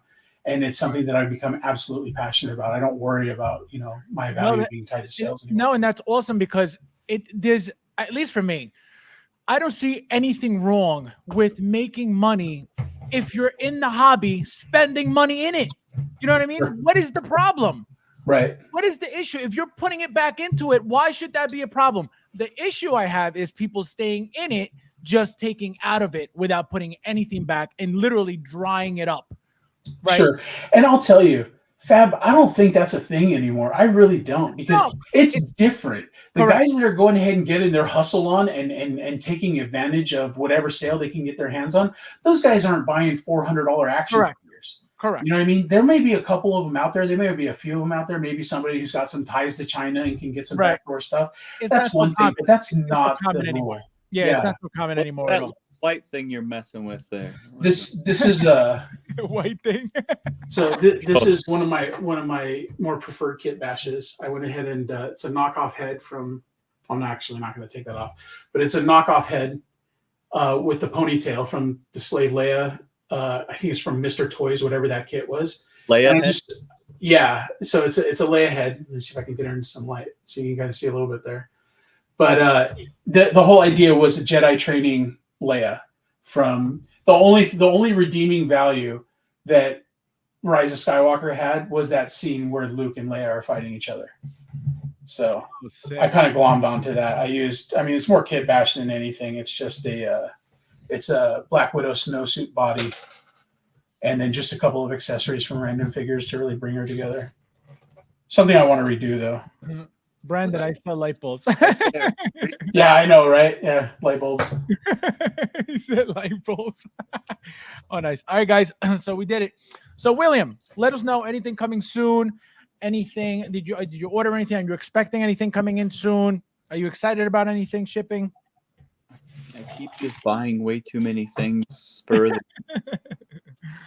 I got that weird Luke double thing today out of how did you end up with that period? Like, how did that happen? So, as you know, for my day job, I spend a lot of time on the internet, and I have eBay up, and I'll be looking at things like what's closing, and there was the deluxe Luke Skywalker, and it was at $200, 0 bids, and it said it had like 15 minutes left, and I was like, So I waited, and it was down to like a minute, and then I was like, okay, I bid, and then it immediately went to like 205, and then I was just like, well, fuck you then, and then I got like 220, and it said with extras, but I didn't read the description, and the description of the extras was a whole fucking second box with a second body with a second black suit and all that stuff, so you could put the other head sculpt on it. That's crazy. And, had a base, had another nameplate, had another robe. It had like 2 of a lot of stuff, but was it missing a hand? but the main one was a complete 100% figure, and so it was like, oh, okay, so that happened. That's insane. Yeah, because it said with extras, but I was just bidding, and then I got it, and I was like, I guess I need to pay for this now, so I paid for it. And so what did you do with it now? What are you doing with it? Well, I went ahead and sold the extra body already today. It's already in the mail to somebody else. Oh wow, look at that. How much did you sell it for? 150? Yeah. So you only spent $50 on all that? Basically. I love it. Basically, scalper. All right, guys. Mike, any Anything coming soon? I love it. That's the way to do it. Scalper. Are What? you expecting anything? Did you buy anything lately? Nothing. Nothing Well, yet? actually, no. There's this figure. It's like this Luke figure. It's no head or anything, but I bought it off eBay for $150. Put it off eBay. Brandon, are you expecting anything? Are you for your personal collection? Do you have anything on order coming soon, or did you just Og Toys, the Dune figures. I got Duke Leto, Paul in the still suit, and Gurney Halleck's. Yeah, those ones. I'm really, really looking forward to those. Everybody who knows me knows that I have a rule that if it's not Star Wars, I don't collect it. I've broken that rule for a couple of choice pieces, but I'm definitely not that one. I didn't pick up that one. The one this last one? Yeah, I'm just not a fan of that look. This is very ugly. Yeah, I just didn't like it. For those who don't know, shout out to Rudy. Rudy is apparently getting these. He was the one who told me these are licensed. I had no idea that Og Toys was licensed. I thought it was just some random third party, and I was like, oh, what the hell is this? Because they don't even look that good. But if you're getting the in-art, I guess, to complete the line, you're going to have to get these guys from this company. Again, if you really want the line, because it looks like they're the only ones who make these things. And again, they're licensed. I thought they were third party. Nope, completely licensed. As you can see, Legendary licensed them. So yeah. Very, very nice for those who are getting this line. I don't know anything about them, like I said. So what is the difference between this one and this one, the two different looks? So this is more his Caladan look. This is before, he really understands what Arrakis is all about. I didn't get the right feel from it. I mean, I think the costume was definitely great. I thought the head sculpt was decent. In this scene, though, where he's dressed that way, he's basically like he's appealing to his dad. What if I don't want to take this cut? So it was kind of like it was more for character development. I didn't like the scene altogether. There was just something that just didn't feel right. It felt a little janky.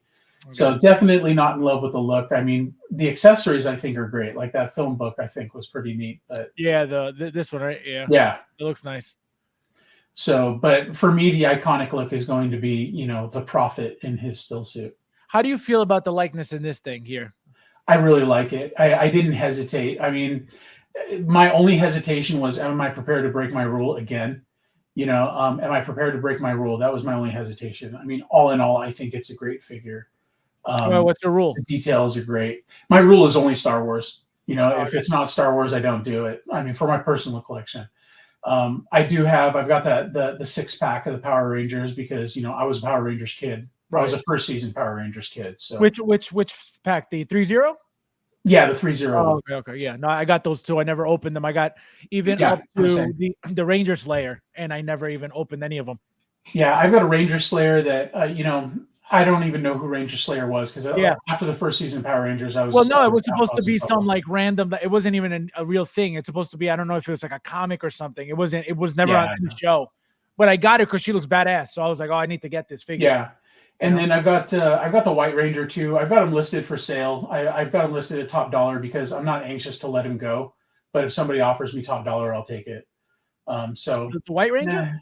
Yeah, the White Ranger. But aren't they still all available though? They're up for I don't know again for the reissue.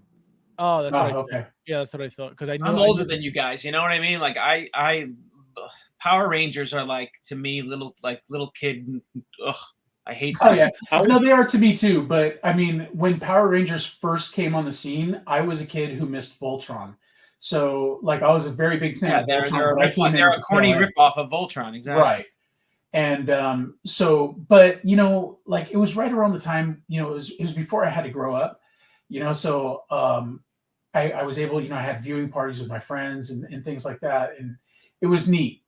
Power Rangers was neat for what it was, especially when they introduced Green Ranger. Weren't the Turtles out at the same time as the Power Rangers? No, Turtles were before that. Turtles were because I was very big. All my brothers too. We were all really big. I was gonna say, like my little brother, that's his area, right? Turtles, Power Rangers, that stuff. Where I was before him, which is Transformers, G.I. Joe, Star Wars. Voltron, Mask, sure, Voltron, Mask. Yeah, no, insane. But yeah, so you're getting these, Brandon. Oh yeah, no, I'm in for all three of those ones. I thought that what they did because the books are amazing books, but they leave a lot to the imagination. Like you envision what the characters look like because they don't give you an incredible amount of detail in the books.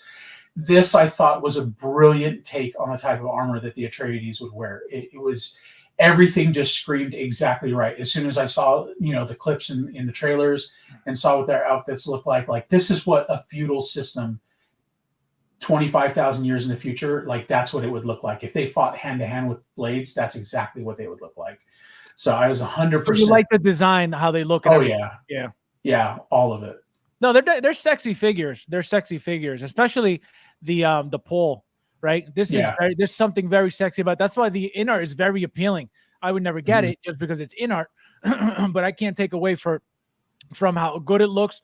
The likeness in art sculpt is way better than these. Oh, absolutely. I'm kind of wondering too. After you guys brought it up, I got it loaded over here. I'm going to pre-order on OSK when we're done. But see if my coupon code works. I don't think it'll work for that, but try it because Kit usually gives the YouTubers separate codes for his in art stuff. Mine is FabsFigure, no S at the end. See if it works. I doubt it for these things, but if it works, FabsFigure. Okay. Yeah, no S, just FabsFigure. But yeah, I'm super. I'll tell you, the first Dune movie I was kind of upset with because they made quite a few mistakes. Not so much about adhering to the book, but just general mistakes, like issues with cinematography, issues with dialogue, and things of that nature. So I wasn't looking forward to part 2, but I went. My wife and I, our anniversary was day before yesterday, so we went and we saw it together. And 2 absolutely makes up for every shortcoming in the first half. And for part 1, it's quality sci-fi, even if it doesn't adhere strictly to the book. I mean, he likes Dune. Oh yeah, no, I mean, he just brought up that it's that Caldemine look. I'm like, what? Caladan, but yeah. What did he just say? In the room with his books, with his Dune What is books. that? Bro, like we don't even want to start talking about this. See what happens when we read this shelf. God, like books are dangerous. books can be expensive too. We'll go that route. Man, that's crazy. It's cheaper from Inner Direct, and you get exclusive piece. Yeah, that's cool. Welcome. Nice to see you. First time here. Thank you for being here. Yeah, this for you. I'm doing. So apparently that's what it looks like. It looks like ordering directly from Inner is going to benefit. I don't remember if it's actually, let me pull it up right now. Well, so for people that are interested in it, some YouTubers do have a code that works on the NR website, and you get 5% off. Yes. And 5% of the entire purchase if you pay for the entire thing up front, or 5% off of your deposit. So if you want to pay for the whole thing, you can save a couple bucks. I like Kit though. Yeah, no, Kit's good. Kit's very good. You never have to worry with Kit about anything, and God forbid anything comes, damaged, broken, whatever, he'll take care of it. No problem. You should read what Kit said about the mouse today. I was dying. He told people what he wants them to make a custom mouse. What did he say? He had he wants it to be like real little fur and whiskers and a gluted mouse. A gluted mouse. All right, guys. So Brandon, let them know where they can find you. I know you posted it early, but I can guarantee you there's some people that that weren't here before. So give them your @ and then let them know where they can message you if they need anything. Let them know what stock you're sitting on. Yeah, absolutely. You can always find me on Facebook. I have a really unique name, Brandon Hernandez. Should be totally simple to find. Picture of me and my wife on my profile pic. But you can also find us message through Instagram, which I'm terrible at checking. I'm still trying to get used to that. It's at Zapco, ZAAPCO, like Acme Co from the Roadrunner and Coyote cartoons, kind of like that. So at Zapco_toys. You can find me there, or your local 1-6 group. I guarantee I'm there. Just got to tag me to find me. All right. I just typed it in the chat. So, guys, thank you guys for being here. Thank you guys for being so active in the chat. As always. Also, guys, before I forget, number 1, tomorrow, giveaway for the last pair of the round code Spider-Man decals for the Amazing Spider-Man. So don't forget, will be on tomorrow at 12 p.m. Eastern Standard with the real ones on what else was I going to say? There was something else I needed to say before I leave. Of course, I'm going to forget now. But guys, I'll see you guys tomorrow for the giveaway. Don't be late. And as always, thank you guys for watching. And I'll see you in the next one.